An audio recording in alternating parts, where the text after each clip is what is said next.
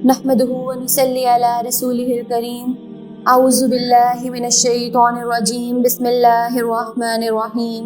रब्बी शरह ली सदरी व यस्सिर ली अमरी वहलुल उक़दतम मिन लिसानी यफ़क़हू क़ौली वजअल ली वज़ीरम मिन अहली। अल्लाहुम्मा फ़क़्क़िहना फ़िद्दीन, अल्लाहुम्मा फ़क़्क़िहना फ़िद्दीन, अल्लाहुम्मा फ़क़्क़िहना फ़िद्दीन। अल्लाहुम्मा अरिनल हक़्क़ हक़्क़न वरज़ुक़ना इत्तिबाअ, अल्लाहुम्मा अरिनल बातिला बातिलन वरज़ुक़ना इज्तिनाबा।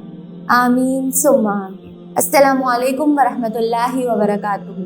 तफसीर सूरा अल-माइदा, मदनी सूरत, 120 आयात, 16 रकू, तरतीब के एतबार से 5वें नंबर पर और नज़ूल के एतबार से 112वें नंबर पर आने वाली सूरत। इस सूरत की अगर वजह तस्निया देखी जाए तो इस सूरत के 15वें रकू में अल्लाह सुब्हाना व तआला ने हज़रत ईसा अलैहिस्सलाम के पैरोकारों का तज़किरा किया और हज़रत ईसा अलैहिस्सलाम के पैरोकारों ने जो माइदा यानी कि दस्तरखान का मुतालिबा किया था उसका इसके अंदर तज़किरा है। इस हवाले से इस सूरत का नाम सूरा अल-माइदा रखा गया।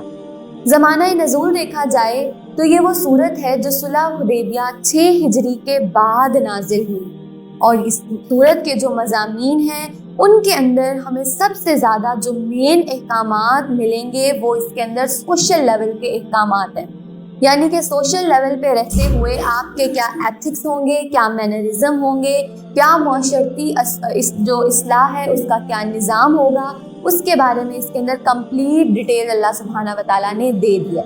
फिर ये वो सूरत है जिसका हमें एक और नाम भी पता चलता है। वो क्या नाम है? दिस सूरा इज़ ऑल्सो नोन एज सूरा अल-हलाल अल-हराम। इस सूरत का दूसरा नाम सूरा अल-हलाल अल-हराम भी है क्योंकि ये वो सूरत है जिसके अंदर हलाल और हराम चीज़ों का अल्लाह सुब्हाना व तआला ने एक पूरा चार्टर बता दिया, एक पूरी की पूरी डिटेल बता दी कि देखो ये चीज़ें हैं जो कि तुम्हारे लिए मैंने हलाल कर दी हैं, ये चीज़ें हराम कर दी हैं, आप इसके मुताबिक अपनी ज़िंदगियों को गुजारना। और ये वो आखिरी आयत थी, वो आखिरी अहकामात थे जो कि नबी सल्लल्लाहु अलैहि वसल्लम पर नाजिल किए गए। तो स्कॉलर्स कहते हैं, बड़े बड़े स्कॉलर्स कहते हैं कि मा काना फीहा मिन हलालिन फ़अहिल्लूहु, जो कोई चीज़ भी आप इसके अंदर हलाल पाएं तो उसको हलाल ही कंसीडर किया जाएगा। और साथ ही साथ वमा काना फीहा, और जो कोई चीज़ आप इसमें पाएं मिन हरामिन कि वो हराम कह दी गई है तो फहर्रिमुहु, उसको हराम ही कंसीडर किया जाएगा, हराम ही माना जाएगा। क्यों माना जाएगा इसको हराम? क्योंकि ये वो आखिरी अहकामात हैं जो कि नबी सल्लल्लाहु अलैहि वसल्लम पर नाजिल किए गए थे। तो ये वो सारे के सारे अहकामात मुहकम हैं। ऑल द अहकाम ऑफ दिस सूरा इज मुहकम। इसके बारे में अब हमें एक हदीस भी पता चलती है कि हज़रत जुबैर बिन नुफैल जो है रज़ियल्लाहु ताला अन्हु, वो कहते हैं कि एक दफ़ा मैं हज की अदा करने के लिए गया और वहाँ मेरी मुलाकात हज़रत आयशा सिद्दीक़ा रज़ियल्लाहु ताला अन्हा से हुई। तो हज़रत आयशा सिद्दीक़ा रज़ियल्लाहु ताला अन्हा मुझसे सवाल करने लगी कि जुबैर क्या तुमने सूरा माइदा पढ़ी है? कहने लगे कि हाँ मैंने सूरा माइदा पढ़ रखी है। तो हज़रत आयशा सिद्दीक़ा रज़ियल्लाहु ताला अन्हा कहने लगी कि देखो जुबैर, तुम इसके अंदर जिन मामलात को भी परमिसिबल पाओ, जायज़ हलाल पाओ, उनको तुम हलाल ही मानना, और जिनको तुम इसके अंदर हराम पाओ, जिसको तुम जायज़ नहीं पाओ, उनको तुम हराम और नाजायज़ ही कंसीडर करोगे। तो यहाँ से एक बार फिर हमें इस सूरत को सीखने, इसकी आयात को पढ़ने और इस आयात की, इस सूरत की जो हलाल और हराम चीज़ें हैं उनको समझने की अहमियत पता चल रही है, इम्पोर्टेंस पता चल रही है। अब कुछ मुफस्सिरीन जो हैं वो इस सूरत को एक और नाम भी देते हैं, वो इस सूरत को सूरा अर्रिजाल भी कहते हैं, यानी कि वो सूरत है जो कि मर्दों के लिए बड़ी अहम है। क्यों मर्दों के लिए अहम है? क्योंकि कि वो सूरत है जिसके अंदर अल्लाह सुब्हानहू व तआला ने बड़ी ही डिटेल के साथ सारी हलाल और हराम चीज़ों का तज़किरा कर दिया। और जो एक इंसान, एक मर्द जो है वही पूरे घर का चलाने वाला होता है, मुआश चलाने वाला होता है, उसको ये चीज़ सबसे ज़्यादा पता होनी चाहिए कि क्या चीज़ें हलाल हैं, क्या चीज़ें हराम हैं, उसके मुताबिक उसको अपने घर को चलाना है। इसलिए मर्दों के पास इस सूरत का इल्म होना बहुत ज़्यादा ज़रूरी है। اب ہم آغاز کرتے ہیں اور اس سورت کی ایک ایک آیت کو سمجھتے ہیں۔ بسم اللہ الرحمن الرحیم۔ یا ایھا الذین آمنوا اوفوا بالعقود، اے ایمان والو اپنے معاہدات کو پورا کرو۔ اب آپ دیکھیں پہلی ہی آیت میں اللہ سبحانہ و تعالیٰ نے بغیر کسی تمہید کے ڈائریکٹ ہی لانچ کرتے ساتھ ہی ہمیں کیا کہا؟ تم کیا کرو؟ اوفوا بالعقود، اپنے وعدوں کو پورا کرو۔ سب سے پہلا حکم سورہ مائدہ کا کہ اے لوگو تم ایمان لے آئے ہو نا، اب تمہارا ایمان تم سے یہ ڈیمانڈ کرتا ہے کہ تمہارا ایمان اس وقت تک مکمل نہیں ہو سکتا جب تک تم اپنے وعدوں کو پورا نہ کرو۔ گویا کہ سورہ مائدہ کی سب سے پہلی آیت میں ہی وعدوں کو نبھانے کے بارے میں حکم دیا جا رہا ہے کہ تم اپنے وعدوں کو فلفل کرو گے، پورا کرو گے، وہ چاہے کانٹریکٹ کی فارم میں ہو، وہ کوئی پرومس کی فارم میں ہو، جس شکل میں بھی ہے تم اس کو پورا کرو گے۔ عقود کا روٹ ورڈ ہوتا ہے عین قاف دال، گرا باندھنا۔ گرا باندھنا کسی چیز کو مضبوطی سے کسی چیز کا عہد کر لینا، وعدہ کر لینا، اس کو باندھ لینا، تو اس کو کہتے ہیں عقود۔ اب دیکھیں لوگ جب بھی ایک دوسرے سے ملاقات کرتے ہیں، معاملات کرتے ہیں، تو اس کے اندر وہ ایک دوسرے سے ڈیلنگ کرتے ہوئے کچھ وعدے کر لیتے ہیں۔ اب یہاں پر وہ سارے کے سارے وعدے مراد ہیں کہ ان وعدوں کو تم نے پورا کرنا ہے۔ ہم دیکھیں کن کن ڈفرینٹ لیولز پر ہم وعدے کرتے ہیں۔ بہت سے مقامات ہیں جب ہم لوگوں سے ڈیل کرتے ہیں تو ہم وعدے کر لیتے ہیں۔ جیسے سب سے پہلے ہمارے پاس سارے کے سارے میرج کانٹریکٹس آ جاتے ہیں۔ شادی کے وقت میں، نکاح کے وقت میں بہت سے وعدے معاہدے کیے جاتے ہیں۔ پھر اس کے بعد بزنس کانٹریکٹ، کاروبار کو شروع کرنے کے لیے، چلانے کے لیے بہت سے کانٹریکٹس کر لیے جاتے ہیں۔ اللہ سبحانہ و تعالیٰ کہہ رہا ہے تم ان سب کو بھی پورا کرو گے، اس میں بدعہدی نہیں کرو گے۔ پھر ایک استاد جو ہے وہ اپنے شاگردوں سے بہت سے وعدے کرتا ہے کہ وہ ان کو بہترین طریقے سے پڑھائے گا، ان کی کامیابی کا ذریعہ اور وسیلہ بنے گا، وہ بھی سارا کا سارا وعدے اور عہد میں ہی آ جاتا ہے۔ پھر اس کے بعد ایک سرجن کا، ایک ڈاکٹر کا اپنے مریض سے جو ہے یہ وعدہ ہوتا ہے کہ وہ اپنے مریض کا بہترین علاج کرے گا، یہ بھی سارا کا سارا اوفوا بالعقود میں آ جاتا ہے۔ ان وعدوں کو بھی پورا کرنا ہے۔ اور پھر سب سے بڑھ کر وہ ہمارے وعدے جو ہم اپنے رب سے کرتے ہیں۔ اللہ کہہ رہا ہے وہ وعدے جو تم اپنے رب سے کرتے ہو نا، ان وعدوں کو بھی پورا کرو۔ کون کون سے وعدے کرتے ہیں ہم اپنے رب سے؟ لا الہ الا اللہ، الہی تو ہی ہمارا معبود ہے، تیرے سوا کوئی معبود ہی نہیں ہے۔ ایاک نعبد و ایاک نستعین، ہم صرف تیری عبادت کریں گے، تیرے سوا کسی سے مدد نہیں مانگیں گے، یہ بھی وعدہ ہے۔ اور پھر اس کے بعد سب سے بڑھ کر وہ وعدہ عہد الست جو کہ ہم نے عالم ارواح میں اللہ سبحانہ و تعالیٰ سے کیا تھا۔ اللہ نے جب ساری روحوں کو اکٹھا کر کے پوچھا تھا کہ بتاؤ اب الستُ بربکم، تمہارا رب کون ہے؟ تو ہم سب نے یک زبان ہو کر کہا تھا قالوا بلا، ہاں اللہ سبحانہ و تعالیٰ تم ہی ہمارا رب ہے۔ تو یہ وہ وعدہ ہے کہ جو ہم نے اللہ سبحانہ و تعالیٰ سے کیا، اب اس وعدے کو ہم نے توڑنا نہیں ہے، اس وعدے کو نبھانا ہے۔ یہ وہ سارے کے سارے اللہ سبحانہ و تعالیٰ سے کیے ہوئے وعدے ہیں۔ اور پھر وعدوں کی پابندی تو وہ جس کے بارے میں سورہ بنی اسرائیل کی آیت نمبر 34 میں اللہ سبحانہ و تعالیٰ نے فرمایا وَأَوْفُوا بِالْعَهْدِ إِنَّ الْعَهْدَ كَانَ مَسْئُولًا، تمہارے وعدے وہ ہیں جن کے بارے میں سوال کیا جائے گا۔ اپنے عہد و پیمان کو پورا کرو، اپنے وعدوں کو پورا کرو، ان کے بارے میں سوال کیا جائے گا۔ پھر سورہ بقرہ میں آیت بر کا جب اللہ سبحانہ و تعالیٰ نے تصور سمجھایا کہ ہاؤ اللہ سبحانہ و تعالیٰ ڈیفائنز نیکی، وہ نیکی جو کہ وائڈ اسپریڈ لیول پر کی جانے والی، جو کہ اللہ سبحانہ و تعالیٰ نے خود بتائی، اس میں بھی اللہ سبحانہ و تعالیٰ نے سب سے پہلا جو کرنے کا کام کہا وہ کیا تھا؟ اپنے وعدوں کو پورا کرو۔ ایک مومن کی نشانی ہے، ایک نیکی کے لیول پر پہنچنے کا یہ طریقہ ہے کہ اپنے وعدوں کو پورا کیا جائے۔ پھر ایک مومن کی یہ صفت بھی ہے، کیا صفت ہے؟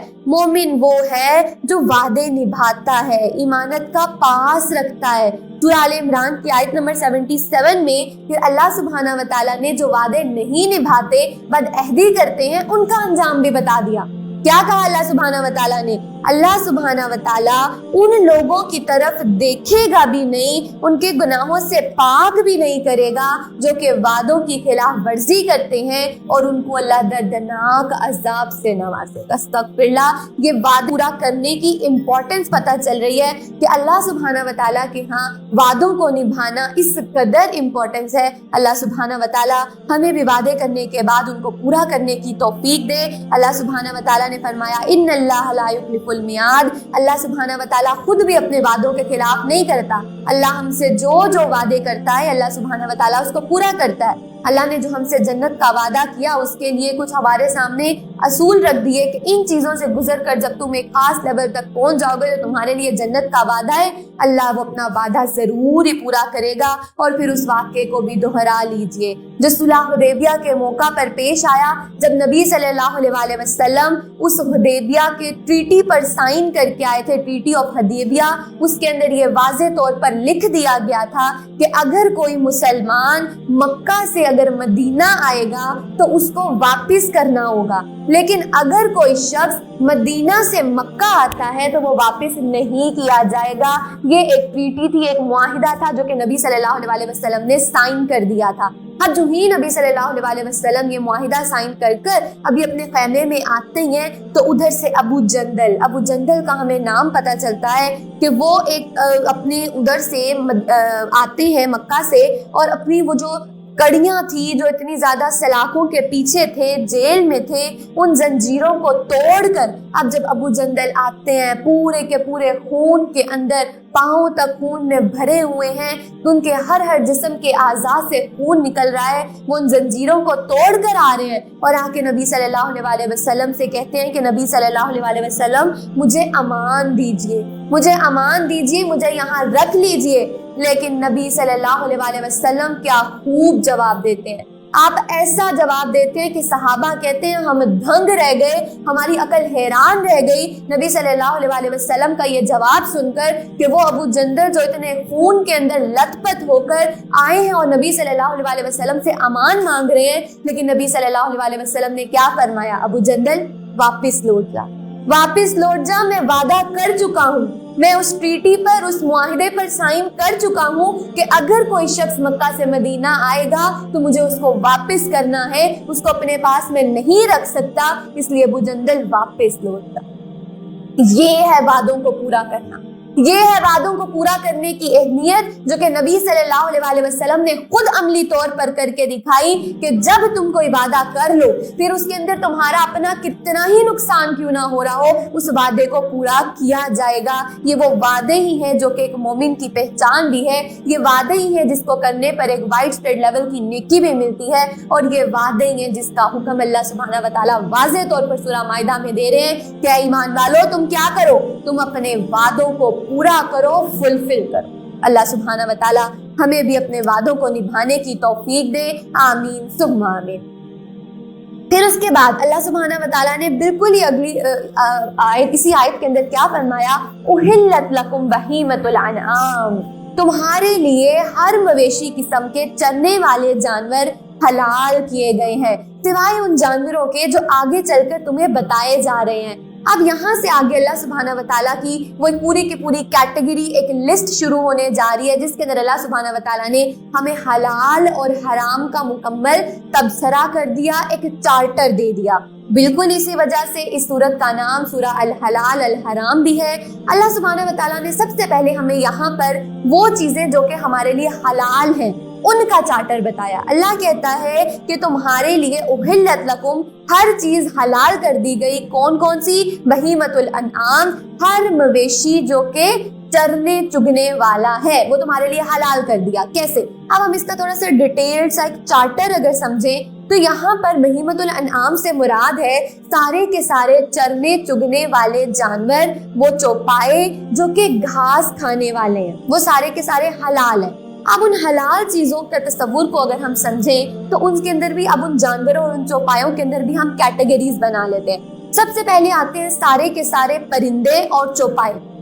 अब नबी सल्लल्लाहु अलैहि वसल्लम की हदीस के अल्फाज हैं कि वो चौपाए जिनकी लंबी लंबी कुचलियां यानी कि पॉइंटेड टीथ हैं, उनके टीथ जो बड़े नुकीले हैं, दांत बड़े नुकीले हैं, वो सारे के सारे लंबी लंबी कुचलियां, पॉइंटेड टीथ और गोश्त खोर जानवर हराम है। कौन कौन से आ जाते हैं इसके अंदर? वो बिल्लियां, वो कुत्ते, ये सारे के सारे जिनके दांत नुकीले होते हैं और जो गोश्त खोर होते हैं, गोश्त खाते हैं, वो सारे के सारे हराम है। कहने को वो भी क्या है? वो भी चरने चुगने वाले हैं, लेकिन वो क्या खाते हैं? उनके दांत है वो बहुत ज़्यादा पॉइंटेड होते हैं, और साथ ही साथ उनकी दूसरी चीज़ कि वो गोश्त खोर होते हैं, तो वो हराम है। अब आते हैं अगली कैटेगरी में, हर्बीवोर्स में। हर्बीवोर्स कहते हैं उनको जो कि घास खाते हैं, घास खाकर जिंदा रहते हैं। तो अब वो सारे के सारे जानवर जो कि हर्बीवोर्स हैं वो सारे हलाल हैं, जो कि नबातात को खाते हैं। इसके अंदर कौन कौन से आ जाते हैं? वो गाय, वो भैंसे, वो बकरियां, वो ऊंट, ये सारे के सारे जानवर हलाल हैं। अगली कैटेगरी आती है कार्निवोर्स की। वो जानवर, वो चौपाए, वो चरने चुगने वाले जो कि क्या खाते हैं? वो गोश्त खाते हैं। ये सारे के सारे जानवर अब हराम है। किस तरह से हराम है? क्योंकि ये दूसरे जानवर का गोश्त खाते हैं। मिसाल के तौर पर वो शेर, वो चीता है, ये भी चौपाए, लेकिन ये क्योंकि दूसरे जानवरों का गोश्त खाते हैं, ये कार्निवोर्स हैं, इसलिए सारे के सारे शेर, चीता, भालू, भेड़िया, गीदड़, ये सारे के सारे जानवर हराम कर दिया अल्लाह ने। फिर अगली कैटेगरी आती है परिंदों की। चौपायों की कैटेगरी बना ली, अब परिंदों की। परिंदों के अंदर भी वो परिंदे जिनकी चोंचें आगे से मुड़ी हुई हो, उनके जो पंजे हैं वो नोकीले हो, वो सारे के सारे जानवर हराम है, जिसके अंदर चील, उल्लू, चमगादड़, ये सारे जानवर आ जाते हैं। फिर अगली कैटेगरी, वो वाले सारे के सारे परिंदे जो कि दाना जिनका खाते हैं, वो सारे परिंदे जो हैं वो हलाल हैं। ये क्यों हलाल है? इनकी कैटेगरी में आ जाती है मुर्ग, मुर्गाबी, फाख्ता, कबूतर, तोता, ये सारे के सारे हलाल है, इनका गोश्त खाया जा सकता है। फिर उसके बाद अगली आती है मेरीन एनिमल्स की कैटेगरी, यानी कि वो जानवर जो कि पानी में रहते हैं। उसमें से क्या हलाल है, क्या हराम है, उसके अंदर भी एक राय जो है वो ये आती है कि वो वाले जानवर जो कि आबी हयात को खाते हैं, यानी कि समुंदर के अंदर की आबी हयात को, जानवरों को खाते हैं, वो सारे के सारे आबी हयात जो है वो भी हराम है, उसको भी नहीं खाया जा सकता। जैसा कि इसके अंदर शार्क आ जाती है, शार्क जो है उसका गोश्त हराम है, लेकिन वो सारी की सारी समुंदर की जो जानवर है, मेरीन एनिमल्स है, वो जो एक्वेटिक प्लांट्स को खाते हैं, यानी कि समुंदर के अंदर को पौधों को खाते हैं, वो सारे के सारे आबी हयात हमारे लिए हलाल है। जिसके अंदर हमारे पास मछली आ जाती है, व्हेल मछली आ जाती है, ये हमारे लिए हलाल है। तो ये बड़ी माइन्यूटस डिटेल के साथ एक कंप्लीट सा चार्टर था हलाल और हराम का, जो कि हमें यहाँ पर अल्लाह सुब्हाना व तआला ने समझाना चाहा। अल्लाह सुब्हाना व तआला हमें अब इनको सुनने समझने के बाद अब इनके मुताबिक अपनी जिंदगियों में हलाल और हराम की पहचान करने की तौफीक दे, आमीन। अलबत्ता एहराम की हालत में इनका शिकार हलाल ना समझो, और अल्लाह ताला वही हुक्म देता है जो वो चाहता है। ए ईमान वालो, अल्लाह के शायर की बेहुरमती ना करो, ना हुर्मत वाले महीने की, ना कुर्बानी की, और ना पटे वाले जानवरों की, और ना ही उन लोगों को तंग करो जो अपने रब की रजा और उसकी फजल की तलाश में बैतुल्लाह के हज की कसद से जा रहे हो। अब यहाँ पर अल्लाह सुब्हाना व तआला जिक्र कर रहे हैं कि ईमान वालो, या अय्युहल्लज़ीना आमनू, ए ईमान वालो तुम क्या करो, ला तुहिल्लु, तुम ना हलाल, तुम अपने लिए इन चीजों की बेहुरमती ना करो। किन की? शायर अल्लाह, अल्लाह के शायर की बेहुरमती ना करो। अब यहाँ पर शायर अल्लाह से मुराद क्या है? शायर अल्लाह बेसिकली कहते हैं कि अल्लाह सुब्हाना व तआला की जिन चीजों से पहचान होती है वो सारी की सारी शायर अल्लाह कहलाती है। अल्लाह सुब्हाना व तआला यहाँ पे कह रहे हैं कि तुम्हारा ईमान तुमसे ये डिमांड करता है कि तुम रिस्पेक्ट करो, तुम इज्जत करो, किसकी? अल्लाह सुब्हाना व तआला के शायर की। अल्लाह के शायर की बेहुरमती ना करो बल्कि उसके रिस्पेक्ट करो। और अल्लाह के शायर क्या हैं? अल्लाह के शायर वो सारी चीजें जिनसे अल्लाह की पहचान होती है। शायर का मतलब ही बेसिकली होता है अलामत, ठीक है, अलामत, कोई साइन। जैसे किसी खास स्कूल का कोई यूनिफॉर्म होता है ना, तो वो क्या है? वो स्कूल की पहचान होता है। आर्मी का एक स्पेसिफिक यूनिफॉर्म है तो वो आर्मी की पहचान है। बिल्कुल इसी तरह अल्लाह सुब्हाना व तआला कह रहे हैं कि शायर अल्लाह से मुराद वो सारी की सारी चीजें हैं जो कि अल्लाह सुब्हाना व तआला की पहचान और अल्लाह की याद दिलाती हैं। वो चाहे अब कोई खास जगह है, कोई खास वक्त है, जो चीज अल्लाह सुब्हाना व तआला की रिमाइंड करवा दे, याद दिला दे, वो सारे के सारे शायर अल्लाह में आ जाते हैं। अब हम मिसालों से समझते हैं कि क्या चीजें शायर अल्लाह हैं, क्या चीजें जिनके अल्लाह सुब्हाना व तआला हमसे डिमांड कर रहा है कि उनकी बेहुरमती ना की जाए। तो सबसे पहले इसके अंदर हज के सारे अवामिल, वो तवाफ करना, वो कुछ ऐसी जगह जैसे मिना, अरफात, मुजदलिफा, हरम, ये सब के सब क्या है? अल्लाह सुब्हाना व तआला के शायर हैं, इनकी इज्जत करनी है। फिर उसके बाद सिर्फ हज से रिलेटेड सारी चीजें ही नहीं, بلکہ ایک حجاب کرنے والی عورت، حجاب کرنے والی عورت، ایک حجاب کا پردے کا کرنا، یہ بھی کیا ہے؟ یہ بھی شاعر اللہ ہے۔ پھر اس کے بعد ایک داڑھی رکھنے والا مرد، وہ داڑھی اس کی کیا ہے؟ وہ بھی شاعر اللہ ہے۔ اللہ سبحانہ و تعالیٰ کی ایک پہچان ہمیں نظر آتی ہے۔ پھر اس کے بعد وہ اذان کا پکارے جانا، وہ اقامت کا پکارے جانا، وہ نماز، وہ مسجد، وہ گنبد، وہ مینار، وہ رمضان کا مہینہ، یہ ساری کی ساری چیزیں کیا ہیں؟ شاعر اللہ ہیں۔ یہ وہ چیزیں ہیں جن سے ہمیں اللہ کی پہچان ہوتی ہے۔ تو اللہ یہاں پہ ہم سے کیا ڈیمانڈ کر رہا ہے؟ اللہ کہہ رہا ہے کہ تم ان سارے کے سارے شاعر کی بے حرمتی نہ کرو۔ کیسے کیسے ان کی بے حرمتی کی جاتی ہے؟ وہ اللہ سبحانہ و تعالیٰ کی مسجد، وہ اللہ کا گھر، اللہ کہہ رہا ہے اس کی بے حرمتی نہ کرو۔ اس کو پہلے تو تم پاک صاف رکھو، صرف اس میں گندگی اور صفائی کا یہ اہتمام نہیں کرو، بلکہ اس کو فرقہ واریت کے گند سے بھی پاک کر دو۔ اور پھر وہ سارے کے سارے، آپ نے نوٹ کیا ہوگا ہمارے ہاں مسجدوں میں جایا جاتا ہے، مسجد تو چلو یہاں کی، وہ حرم اور کعبہ میں جا کر بھی وہاں اتنی گندگی پھیلائی جاتی ہے، کوڑا کرکٹ کے ڈھیر لگائے جاتے ہیں۔ اللہ سبحانہ و تعالیٰ کہہ رہے ہیں کہ تم اس کی رسپیکٹ کرو، اس کی عزت کرو، وہاں پر جا کر گندگی مت پھیلاؤ۔ وہ آب زمزم جس کو تم بے جا وہاں پر ضائع کرتے ہو، اس سے باز آ جاؤ۔ پھر وہ حجاب کرنے والی عورتیں جن کا تم مذاق اڑا کر انہیں ننجا ٹرٹل کہتے ہو اور ان کا طرح طرح سے مذاق اڑاتے ہو، وہ اللہ کے شاعر ہیں، ان کا مذاق مت اڑاؤ۔ وہ داڑھی رکھنے والے مرد، ان کا مذاق مت اڑایا جائے۔ اللہ کی مسجدوں کا، اللہ کی اذان اور اقامت اور ان ساری چیزوں کا مذاق نہ اڑایا جائے۔ یہ وہ ساری کی ساری چیزیں جن کے بارے میں اللہ سبحانہ و تعالیٰ واضح طور پر کہہ رہا ہے کہ لا تحلوا، تم ان کا مذاق نہ اڑاؤ، ان کی بے حرمتی نہ کرو۔ یہ سارے کے سارے اللہ کے شاعر ہیں۔ تو اللہ سبحانہ و تعالیٰ نے قرآن میں واضح طور پر فرما دیا کہ وَمَن يُعْظَمْ شَعَائِرَ اللَّهِ، جو کوئی اللہ کے شاعر کی عزت کرے گا، فَإِنَّهَا مِنَ التَّقْوَى الْقُلُوبِ، تو یہ اس کے دل کے تقویٰ کے لیے بہت ضروری ہے، اس کے دل کے تقویٰ کے بہت زیادہ قریب ہے۔ اللہ سبحانہ و تعالیٰ ہمیں بھی ان شاعر کو شرح صدر کرنے والا بنا دے اور ان کی عزت کرنے والا بنا دے، آمین ثم آمین۔ اور جب تم احرام کھول دو تو شکار کر سکتے ہو۔ اور دیکھو، اگر کسی قوم نے تمہیں مسجد حرام سے روک دیا ہو تو اس کی دشمنی تمہیں ناروا زیادتی پر مشتعل نہ کر دے۔ نیز نیکی اور خدا ترسی کے کاموں میں ایک دوسرے سے تعاون کرو، گناہ اور سرکشی کے کاموں میں تم ایک دوسرے سے تعاون نہ کرو، اور اللہ سے ڈرتے رہو۔ بلا شبہ اللہ کا عذاب بہت سخت ہے۔ تم پر یہ چیزیں حرام کی گئی ہیں، مردار، خون، سور کا گوشت اور ہر وہ چیز جو اللہ کے علاوہ کسی اور کے نام سے مشہور کر دی جائے۔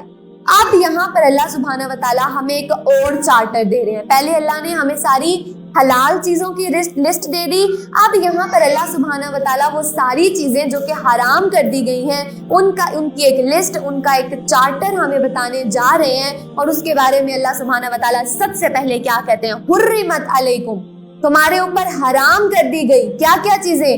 المیتۃ، سارا کا سارا مردار تمہارے اوپر حرام کر دیا گیا ہے۔ کون سا مردار؟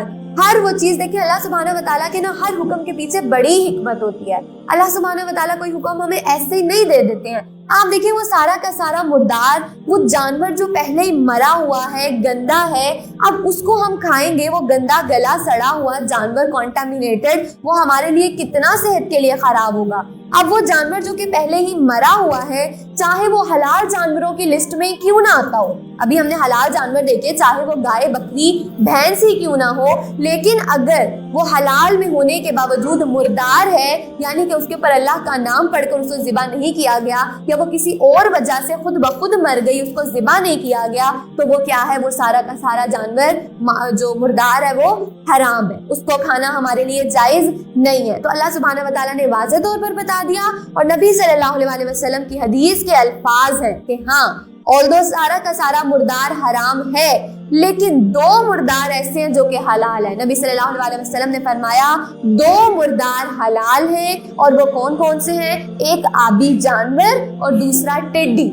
آبی جانور کیونکہ وہ کولڈ بلڈڈ اینیملز ہوتے ہیں، اس کے اندر یہ ساری مچھلیاں وغیرہ آ جاتی ہیں، ان کو جیسے پانی سے باہر نکالا جاتا ہے تو وہ مر جاتی ہیں، تو اس لیے ان کو وہ مردار کی شکل میں بھی وہ کھانی حلال ہے۔ اسی طرح وہ ٹڈیاں چھوٹے چھوٹے سے پرندے ہوتے ہیں جن کو جب پکڑا جاتا ہے ان کے جھنڈ آتے ہیں، اور جب انہیں پکڑا جاتا ہے تو یہ جب جھنڈ ہوتا ہے تو یہ اس کے اندر ہی سانس بند ہونے سے خود بخود ہی مر جاتی ہیں، क्योंकि बहुत छोटे छोटे साइज के होते हैं, जब झुंड में होते हैं तो ये खुद ब खुद से मर जाते हैं। तो ये वो 2 ऐसे मुर्दार हैं जिनका खाना नबी सल्लल्लाहु अलैहि वसल्लम की हदीस से हमें वाज़ेह तौर पर साबित है कि ये हलाल है। उसके बाद अल्लाह ने दूसरी कैटेगरी क्या बताई, हुर्रिमत अलैकुम, हराम कर दिया गया तुम्हारे लिए, अलमैततु, सारा का सारा मुर्दार, दूसरे नंबर पे वद्दमु, सारा का सारा खून, सारा का सारा खून वो किसी भी फॉर्म में हो वो तुम्हारे लिए हराम कर दिया गया, सारा का सारा बहता हुआ खून। अब इसके अंदर क्या चीजें आने, देखिए पहले लोग जो थे ना उनके यहाँ बड़े अजीब अजीब से जो है ना वो चीजें राइज थी। वो जो खून होता था ना इसको अपने खानों में डालकर कलर और फ्लेवर के लिए इसको ऐड करते थे, तो इसलिए अल्लाह सुब्हानहू व तआला ने वाज़ेह तौर पर मना कर दिया कि सारा का सारा जो खून है वो तुम्हारे लिए हराम है। खून जो है वो नहीं, किसी भी फॉर्म में हो उसका इस्तेमाल नहीं किया जाएगा। अब ये हराम क्यों है, अगर हम इसको साइंटिफिकली भी थोड़ा सा समझें तो आज हमें साइंस ये बताती है कि खून एक ऐसा मीडियम है जिसके ऊपर बैक्टीरिया और वायरस बड़ी जल्दी से बढ़ता है, फ्लोरिश करता है। तो अगर अब यही सारा का सारा बैक्टीरिया और वायरस जो है जो कि उस खून रगों के अंदर होता है तो उससे फिर हमें बहुत सी बीमारियां होने का चांस होता है। उससे फूड एलर्जी हो जाती है, उससे हमारे अंदर लैक्टोज की एलर्जी हो जाती है, एस्थमा हो जाता है, खून की बहुत सी बीमारियां हो जाती हैं। इसलिए सारा का सारा खून हराम कर दिया गया कि खून का इंटेक नहीं किया जाएगा। लेकिन खून में भी 2 ऐसे खून हैं जो कि जायज़ हैं, हलाल हैं। नबी सल्लल्लाहु अलैहि वसल्लम ने फरमाया सारे खून हराम हैं सिवाय तिल्ली और कलेजी के। लिवर और स्प्लीन ये 2 ऐसे खून हैं। कलेजी और तिल्ली का पता है ना, हम औरतों को तो बड़े अच्छे से पता होता है, वो बेसिकली होता खून ही है लेकिन वो जमा हुआ सॉलिड की शक्ल में होता है। तो अल्लाह ने ये जो 2 खून हैं, एक कलेजी और एक तिल्ली, इसको सिर्फ हलाल कर दिया, इसके अलावा हर शक्ल में जो खून है वो हराम है। अगली कैटेगरी, अल्लाह सुब्हानहू व तआला ने कहा कि तुम्हारे लिए हराम कर दिया गया अलमैततु, सारा का सारा मुर्दार, वद्दमु, सारा का सारा खून। तीसरे नंबर पे जो चीज तुम्हारे लिए हराम की गई वो है वलहमुल खिंजीर, वो खिंजीर का गोश्त, वो तुम्हारे लिए हराम कर दिया गया। वो पिग का गोश्त, उसको तुम किसी भी फॉर्म में हो वो तुम्हारे लिए हराम है, उसको नहीं खाया जाएगा। क्यों नहीं खाया जाएगा ये समझना बहुत जरूरी है। देखें, कोई भी जानवर होता है ना, उसका जब हम गोश्त खाते हैं तो उसकी खसलतों का बड़ा असर होता है। ये जो जानवर है, जो ये पिग है, ये जो खिंजीर है, ये बड़ा ही गंदा जानवर है। ये बहुत ही ज्यादा इंतहाई गंदा जानवर है। ये इस कदर गंदा है कि ये अपना एक्सक्रीटा, अपना जो वेस्ट होता है उसको भी खुद ही खा जाता है। अपने उस एक्सक्रीटा को, अपने वेस्ट को भी खुद ही खा जाता है। फिर हमें पता चलता है कि ये इतना खुदगर्ज, इतना लालची होता है कि अगर इसे भूख लग जाए तो ये अपने बच्चों को ही खुद ही खा जाता है, इससे वो भूख भी नहीं बर्दाश्त होती है। तो ये इस कदर गंदा है और फिर सबसे बढ़कर ये बड़ा ही बेहया जानवर है। ये वो जानवर है जो फितरत के मुताबिक जो है वो जिस्मानी जिनसी ताल्लुक भी बनाता है, इसलिए इस जानवर की खसलतों की वजह से कहा जा रहा है कि इसके गोश्त जो है वो हराम है, इसके गोश्त के भी नहीं जाया जाएगा।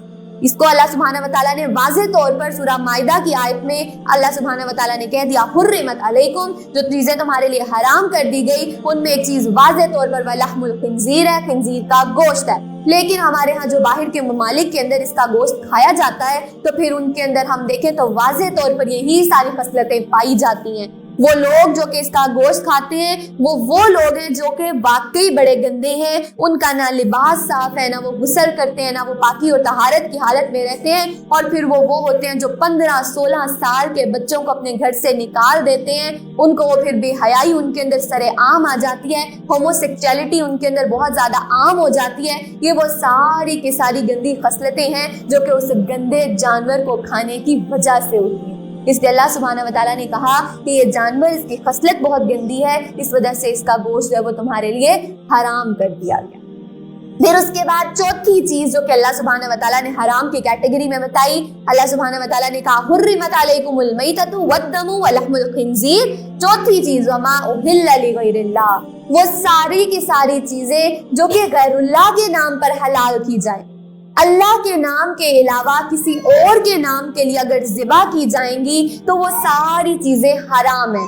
دوسرا مطلب اس کا یہ ہے کہ وہ چیزیں جو کہ اللہ کا نام، دو معنی اس آیت کے بنتے ہیں وما اہل لغیر اللہ کے۔ پہلا مطلب اس کا یہ ہے کہ ذبح کرتے وقت اگر کسی جانور پر اللہ کا نام نہیں پڑھا جائے گا تو وہ بھی حرام ہے۔ اور دوسری کیٹیگری کہ اگر آپ جانور کو ذبح کر رہے ہو لیکن وہ کسی غیر اللہ کے لیے کر رہے ہو، یعنی کہ وہ آپ کسی اس زمرے میں کر رہے ہو کہ آپ کوئی منتیں مرادیں چڑھا رہے ہو، کوئی پیروں فقیروں کے لیے کر رہے ہو، یا ایون کہ اگر نبی صلی اللہ علیہ وسلم کے لیے بھی وہ کام کیا جائے گا تب بھی وہ حرام ہے، وہ جائز نہیں ہے، کیونکہ جانور کو قربان کرتے وقت صرف اور صرف اللہ کا نام پکار کر ہی قربانی کی جائے تو وہی اللہ کے ہاں قبول ہے، اس کے علاوہ کسی اور کی جو قربانی ہے قبول نہیں کی جائے گی۔ تو اب یہاں پر اللہ سبحانہ و تعالیٰ نے واضح طور پر بتا دیا کہ وہ قربانی جو تم غیر اللہ کے نام پر کرتے ہو، اللہ کے نام کے سوا کسی اور نام سے کرتے ہو، تو وہ ساری کی ساری حرام ہے، یہ شرک ہے اور یہ شرک اکبر ہے۔ اللہ سبحانہ و تعالیٰ ہمیں ان تمام ہی حرام کیٹیگریز کو سمجھنے کی توفیق دے اور ان کے مطابق اپنی زندگیوں میں صحیح اور غلط اور حرام اور حلال کی پہچان کرنے کی بھی توفیق دے، آمین ثم آمین۔ پھر پانچویں چیز جو اللہ سبحانہ و تعالیٰ نے حرام کنسیڈر کی وہ کیا ہے؟ وہ نیز ہر وہ چیز بھی حرام ہے جس میں فال کے تیروں سے تم اپنی قسمت معلوم کرو۔ اب یہ ایک ہی آیت کے اندر دیکھیں اللہ سبحانہ و تعالیٰ کتنی چیزوں کو حرام کنسیڈر کر رہے ہیں۔ اللہ کہہ رہے ہیں کہ وہ جو تم ازلام کے ذریعے جو تم اپنی قسمت کے حال معلوم کرتے ہو نا، وہ ساری بھی حرام ہے۔ کس طرح سے؟ بیسیکلی دیکھیں یہاں پر نا ازلام سے تستقسموا کو حرام کیا قرار دیا جا رہا ہے۔ کیسے؟ عربوں کے ہاں نا یہ چیز بڑی عام تھی کہ ان کے زمانے میں لمبے لمبے سے ڈنڈے ہوتے تھے، سٹکس ہوتے تھے، اور وہ ان ڈنڈوں ان سٹکس کے اینڈ پر ایک تیر کی شکل لگا دیتے تھے، وہ ایک ایرو سا ایک تیر سا بن جاتا تھا۔ پھر وہ اس کو اس مقصد کے لیے استعمال کرتے تھے کہ اس سے اپنی قسمتوں کے حال معلوم کرتے تھے۔ اس کو تیر سا لمبے سے ڈنڈے کو بنا کر اس کو پھینکتے تھے اور اس سے اپنی قسمت کے حال معلوم کرتے تھے، اور اس سے چیزوں کو ڈسٹریبیوٹ کرنے کے لیے، تقسیم کرنے کے لیے بھی استعمال کیا جاتا تھا۔ تو یہ تو تھا عربوں کا طریقہ، لیکن آج ہمارے ہاں وہ اس طرح سے تیر تو نہیں ہے، لیکن آج کے زمانے میں یہ کام یعنی کہ قسمت حال معلوم کرنے کا کام جس بھی طریقے سے کیا جائے گا وہ سارا کا سارا اسی کیٹیگری میں آتا ہے، وہ سارا کا سارا ازلام میں ہی آتا ہے، اور اللہ سبحانہ و تعالیٰ نے اسے واضح طور پر جو ہے حرام قرار دے دیا۔ کون کون سی چیزیں؟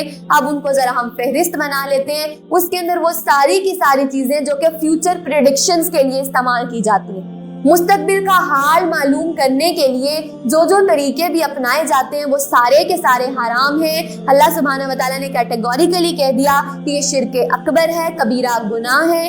اگر کوئی انسان پالمسٹری کے ذریعے یعنی کہ اپنے ہاتھوں کی لکیروں کو معلوم کرنے کے لیے کسی کو اپنے ہاتھوں کی لکیریں دکھاتا ہے، اسے اپنے مستقبل کا حال معلوم کرتا ہے، یہ سارا کا سارا حرام ہے۔ پھر اس کے بعد یہ ستاروں کی چال، یہ ذائچے، یہ علم فلکیات، علم نجوم، طوطے کی فالیں نکالنا، کاہن اور نجومی کے پاس جا کے اپنی قسمت کے حال معلوم کرنا، یہ ساری کی ساری چیزیں کیا ہیں؟ حرام ہے، کیونکہ مستقبل کا حال اللہ کے علاوہ کسی کو نہیں پتا، غیب کا علم اللہ کے سوا کسی کے پاس بھی موجود نہیں ہے۔ نبی صلی اللہ علیہ وسلم کی حدیث کے الفاظ ہیں، نوٹ کر لیجئے۔ نبی صلی اللہ علیہ وسلم نے فرمایا کہ جو شخص کسی کاہن یا نجومی کے پاس گیا اور اس بات کا اس نے اقرار کیا جو کہ اس کاہن یا نجومی نے کہی ہے، تو گویا اس نے اس بات کا انکار کیا جو کہ نبی صلی اللہ علیہ وسلم دے کر بھیجے گئے۔ کیا سمجھ میں آ رہا ہے؟ اگر کسی نے اس کاہن اور نجومی کی بات کا اقرار کر لیا اور نبی صلی اللہ علیہ وسلم کی جو نبوت اور رسالت ہے گویا کہ اس نے اس کا انکار کر دیا، اور پھر ساتھ ہی نبی صلی اللہ علیہ وسلم نے فرمایا کہ اس انسان کی 40 دن کی نماز ضائع ہو جاتی ہے۔ جو کوئی کسی کاہن اور نجومی کی کہی ہوئی بات پر یقین کرتا ہے اور نبی صلی اللہ علیہ وسلم کی نبوت اور رسالت کا انکار گویا کہ وہ کرتا ہے، اس کی 40 دن کی نماز بھی ضائع ہو گئی۔ اللہ سبحانہ و تعالی ہمیں اس چیز سے محفوظ رکھے۔ پھر اس کے بعد اگلی چیز ساری کی ساری قرآن اندازی کرنا۔ قرآن اندازی کرنا، لکی ڈراز نکالنا، پرائز بونڈز نکالنا، کوپنز نکالنا، یہ سب کچھ بھی حرام ہے۔ کیوں حرام ہے؟ اس کے پیچھے کی تھوڑی سی اگر حکمت سمجھیں تو وہ یہ ہے کہ دیکھیں اس کے پیچھے کی لاجک یہ ہے، کوئی غریب انسان ہے نا، وہ جب لکی ڈرا کے اندر اپنے کوپنز ڈالے گا تو دیکھیں وہ زیادہ سے زیادہ کتنے خرید لے گا، وہ کوئی 2 یا 3 خرید لے گا، وہ اس لکی ڈرا کے اندر ڈال دے گا. جبکہ جو کوئی امیر شخص ہے، اس کے پاس بڑا مال ہے، وہ کوئی 100-200 تو خرید کر اس کے اندر ڈال ہی دے گا. اب آپ مجھے یہاں پر بتائیں کہ کس کے چانسز زیادہ ہو گئے؟ لا آف پروبیبلٹی ہمیں یہ بتاتی ہے کہ چانسز اسی کے ہی زیادہ ہوتے ہیں جس نے زیادہ اس کے اندر اپنے ڈالے ہوئے ہیں. اس لیے اس لکی ڈرا کے اندر اس کے نکلنے کا چانس پھر سب سے زیادہ کس کا ہوا؟ اس امیر شخص کا، کیونکہ اس نے 100-200 اس کے اندر ڈالا ہوا تھا، تو کوئی نہ کوئی تو اس کا نکل ہی آئے گا. تو یہ کیا ہے؟ یہ منی گیٹس منی ہے، پیسہ پیسے کو کھینچ رہا ہے. اس وجہ سے یہ سارا کا سارا کام کرنا، یہ لکی ڈرا، یہ پرائز بونڈز، یہ ساری چیزیں اللہ سبحانہ و تعالیٰ نے حرام قرار دے دی. اس کی اجازت موجود نہیں ہے. ہاں البتہ قرآن اندازی کرنا کچھ خاص طریقوں سے جائز ہے. کیوں؟ کیونکہ قرآن اندازی جب برابر کے حقداروں میں کی جاتی ہے، برابری کے لوگوں میں کی جاتی ہے، وہ اس کی اجازت ہے. کیسے؟ اگر کوئی قرآن اندازی اس لیے کی جا رہی ہے، جیسے حج کے جو جانے والے ہوتے ہیں، حج کے اپلیکینٹس ہوتے ہیں، ان میں قرآن اندازی کی جاتی ہے کیونکہ وہ سارے برابر کے ہوتے ہیں. اسی طرح سے نبی صلی اللہ علیہ وسلم جب غزوات میں جاتے تھے تو آپ اس کے لیے قرآن اندازی کرتے تھے کہ کس اپنی زوجہ کو جو ہے وہ ساتھ لے کے جایا جائے گا. تو جب سب برابری کے ہوتے ہیں، ان کے اندر سے پھر آپ قرآن اندازی کر فیصلہ کر سکتے ہو، اس کی اجازت موجود ہے.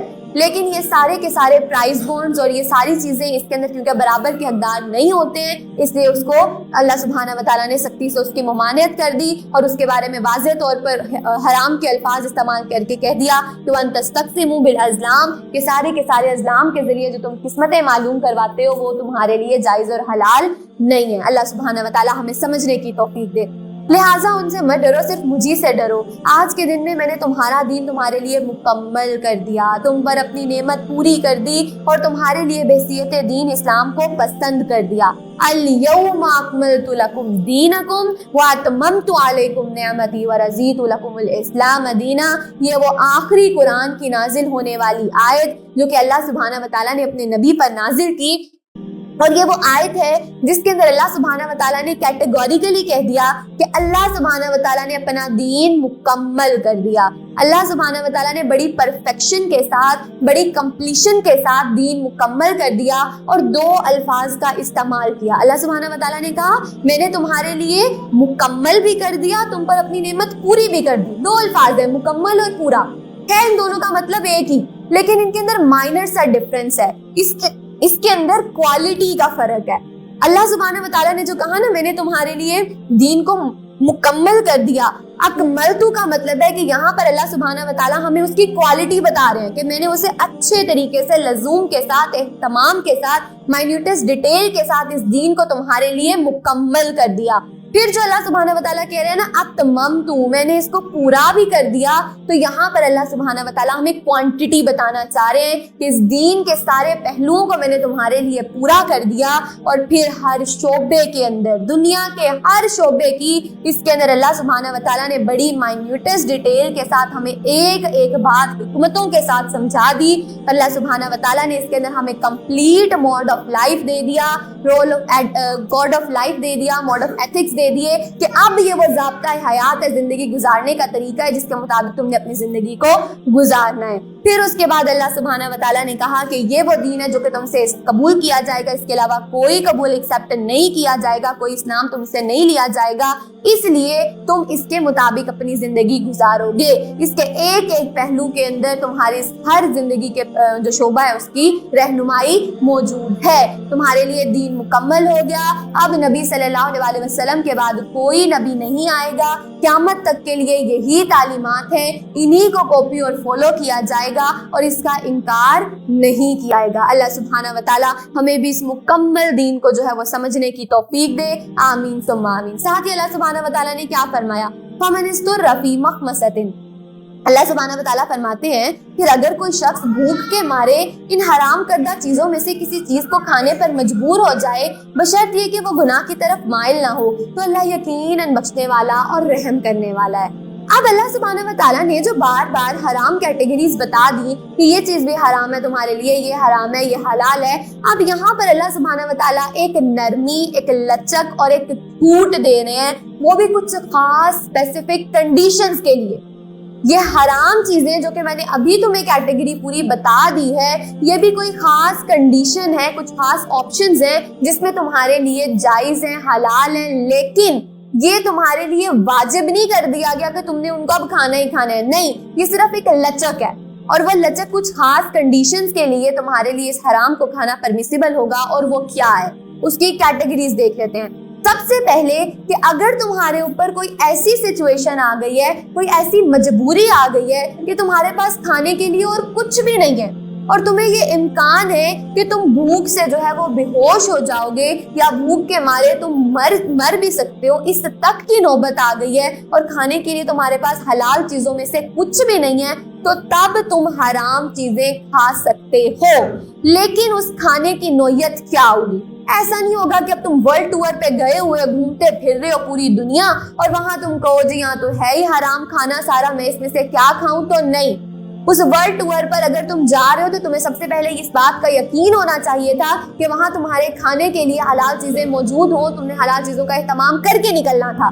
اگر اب تم چلے بھی گئے ہو تو وہاں پر ان چیزوں سے گریز کر کے تم وہاں پر وہ ساری کی ساری پھل، دالیں، ڈیری پروڈکٹس اور آبی جانوروں پر گزارا کر سکتے ہو، کوئی ایسی نوبت نہیں آ گئی ہے۔ لیکن اگر کوئی بہت اتنی سوئر ہی کنڈیشن آ گئی ہے کہ آپ کو کچھ بھی نہیں مل رہا ہے اور کھانے کے لیے حلال چیزوں کی فہرست میں سے، تو اس ٹائم پر اگر آپ کو کھانا ہے تو پھر حد سے تجاوز نہیں کرنا۔ اللہ نے نا لمٹس بتا دی پھر ہر چیز کی، کہ پھر تم نے اپنی حد سے نہیں بڑھنا، تم نے اس لمٹ کو کراس نہیں کرنا، ایک حد میں رہتے ہوئے صرف اتنا کھانا ہے جس سے تمہاری زندگی بچ جائے، جس سے تمہارے مرنے کے چانس جو ہیں وہ کم ہو جائیں۔ اور پھر تیسری چیز کہ شوق سے نہیں کھانا، جب تم وہ کھانا حرام چیز جو ہے وہ کھا رہے ہو مجبوری میں، اس وقت تم اس کو ایسے کھاؤ جیسے وہ تمہارے لیے صرف ایک زندہ رہنے کا ایک لاسٹ آپشن تھا، اس کو شوق میں یا یہ کہنے کے لیے اچھا میں ذرا حرام چیز کو کھا کے تو دیکھوں یہ کیسی ہوتی ہے، نہیں، اپنے دل کے اندر کوئی اس چیز کو لے کر شوق نہیں ہوگا۔ چوتھی چیز کہ اس عمل کو ریپیٹ نہیں کیا جائے گا، بار بار دہرایا نہیں جائے گا کہ ایک بار حرام چیز کھائی اگلی بار آپ پھر کہو کہ میرے پاس کچھ نہیں ہے تو میں کھاؤں، اس حرام چیز کو بار بار دہرایا ریپیٹ نہیں کیا جائے گا۔ اور پانچویں چیز کہ اللہ سبحانہ و تعالیٰ کی دل میں آپ کا نیت اور ارادہ جو ہے وہ بڑا میٹر کرتا ہے، کیونکہ اعمال کا دار و مدار نیتوں پر ہے۔ اللہ کی نافرمانی نہیں ہونی چاہیے دل میں، اس کو کھاتے وقت دل میں یہ بات نہیں آنی چاہیے کہ شاید میں یہ جو کام جو اللہ نے منع کیا تھا اچھا میں ہی لوں، نہیں۔ ڈس اوبیڈینس، نافرمانی سے اللہ سبحانہ و تعالیٰ نے واضح طور پر یہاں پر منع کر دیا۔ گناہ کی طرف جھکنے کی نیت سے اگر وہ نہیں ہوگا تو پھر یہاں پر لچک کی اجازت اور چھوٹ موجود ہے کہ وہ حرام چیزوں میں سے کھا سکتا ہے اگر مجبوری کی حالت ہے تو۔ اللہ سبحانہ و تعالیٰ ہمیں اتنی ڈیٹیل کے ساتھ قرآن کی ہر آیت کی حکمت کو سمجھنے کی توفیق دے، آمین ثم آمین۔ جسے اللہ نے تمہارے لیے کہ تم پاکیزہ چیزیں تمہارے لیے حلال کر دی گئی، اور ان شکاری جانوروں کا شکار بھی جنہیں تم اس طرح سے دھاتے ہو جیسے اللہ نے تمہیں سکھایا ہے۔ اب یہاں پر اللہ سبحانہ و تعالیٰ ایک حلال کی اور فہرست بتا رہے ہیں، کیونکہ میں نے کیا بتایا، اس سورت کا کیا نام ہے؟ سورہ الحلال الحرام۔ یہ وہ صورت ہے جس کے بارے میں ہمیں بتایا گیا کہ جو چیز اس کے اندر حلال پاؤ اس کو حلال کنسیڈر کرو، اور جو حرام پاؤ اس کو حرام ہی مانا جائے گا۔ اور یہ وہ آخری احکامات ہیں جو نبی صلی اللہ علیہ وسلم پر اتارے گئے تھے، تو اس لیے اس کو واضح طور پر محکم سمجھا جائے گا۔ اب اس کے اندر اللہ سبحانہ و تعالیٰ ہمیں ایک اور حقیقت بتا رہے ہیں کہ دیکھو یہ جو تمہاری ساری کی سارے جو شکار کیے جانے والے جانور ہیں وہ بھی تمہارے لیے حلال ہیں، جن کو تم شکار کرتے ہو وہ سارے جانور تمہارے لیے حلال ہیں۔ اس کے اندر وہ ہنٹنگ ہاؤنڈز بھی آ جاتے ہیں، وہ شکاری کتے بھی آ جاتے ہیں جن کو تم نے ٹرین کیا ہوتا ہے اور ان کے ذریعے تم شکار پکڑتے ہو، وہ بھی حلال ہے، وہ بھی جائز ہے۔ لیکن اس کے لیے کچھ اسپیسیفک پوائنٹس تم نے اپنے ذہن میں رکھنے ہیں، اور وہ کیا ہے کہ ان کتوں کی، ان جو شکاری کتے ہیں ان کی پراپر ٹریننگ کی جائے گی، انہیں ٹریننگ دی جائے گی، اور انہیں یہ سکھانا ہوگا کہ وہ شکار کو جب کر کے لا رہے ہیں تو اس میں سے خود کچھ نہیں کھائیں گے۔ ان کی ٹریننگ اس طرح سے کی جائے کہ وہ اس شکار کر کے لانے والی چیز میں سے خود کچھ نہیں کھائیں گے۔ اگر انہوں نے اس میں سے کھا لیا تو پھر وہ شکار ان کا ہے، وہ تمہارے لیے حرام ہے، سب سے پہلی چیز۔ دوسری چیز یہ کہ اگر تم کسی گن سے، کسی گولی سے، کسی نیزے سے اگر شکار کرتے ہو تو اس نیزے کو، اس گولی کو چلانے سے پہلے تم بسم اللہ اللہ اکبر پڑھو گے اور پھر وہ گولی چلاؤ گے، تو وہ جو شکار ہوگا وہ تمہارے لیے جائز اور حلال ہے. گویا کہ اس پہ اللہ کا نام پڑھ کے اس گولی کو یا نیزے کو چلایا جائے گا. تیسری چیز اس کے اندر کہ کوئی ایسا شکار وہ بھی تمہارے لیے اگر تم شکار کر رہے ہو اور اگر وہ شکار جو ہے وہ تمہیں اب پھر زندہ مل رہا ہے یا ذبیحہ مل رہا ہے. شکاری نے بندوق چلائی اور اس کے چلانے سے کوئی ایک شکار جو ہے وہ اس کے شکار میں آ گیا. اب وہ چاہے اس کو وہ تھوڑا سا زندہ فارم میں ملے یا مردہ فارم میں ملے, کیونکہ ہم نے پیچھے اللہ نے واضح طور پر کہا تھا کہ سارا کا سارا مردار تمہارے لیے حرام ہے. لیکن یہ وہ مردار تھا جو کہ گولی چلاتے وقت آپ نے بسم اللہ اللہ اکبر پڑھا تھا, اس لیے وہ مردار بھی شکل میں بھی اگر تمہیں شکاری ملے گا تو تب بھی وہ تمہارے لیے حلال ہے, وہ جائز ہے, اس کو تم کھا سکتے ہو. اب ایک اور چیز کہ اس کے بارے میں ہمیں ایک صحابی کا واقعہ پتہ چلتا ہے, عدی بن حاتم کا.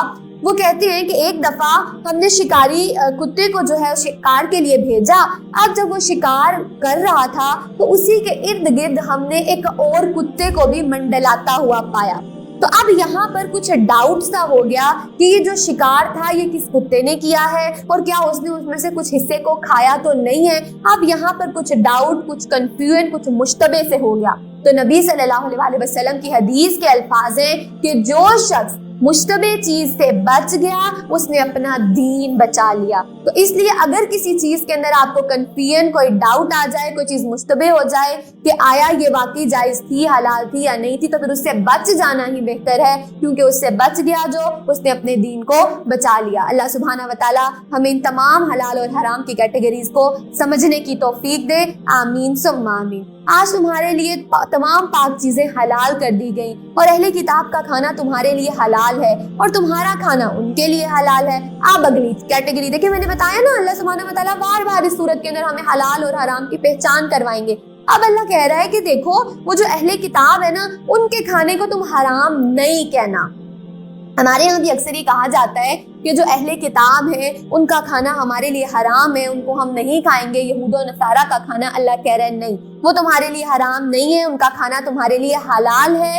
لیکن یہاں پر بھی اب شرط آ گئی کہ اگر وہ چاہے اہل کتاب کے دسترخوان پر ہی کھانا سجا ہوا ہے اور تم بھی وہاں پر کھانا کھا رہے ہو, لیکن وہ جو دسترخوان پہ سجی ہوئی چیزیں ہیں نا وہ ساری حلال کی کیٹیگری کی ہونی چاہیے, پھر وہ تمہارے لیے حلال ہے.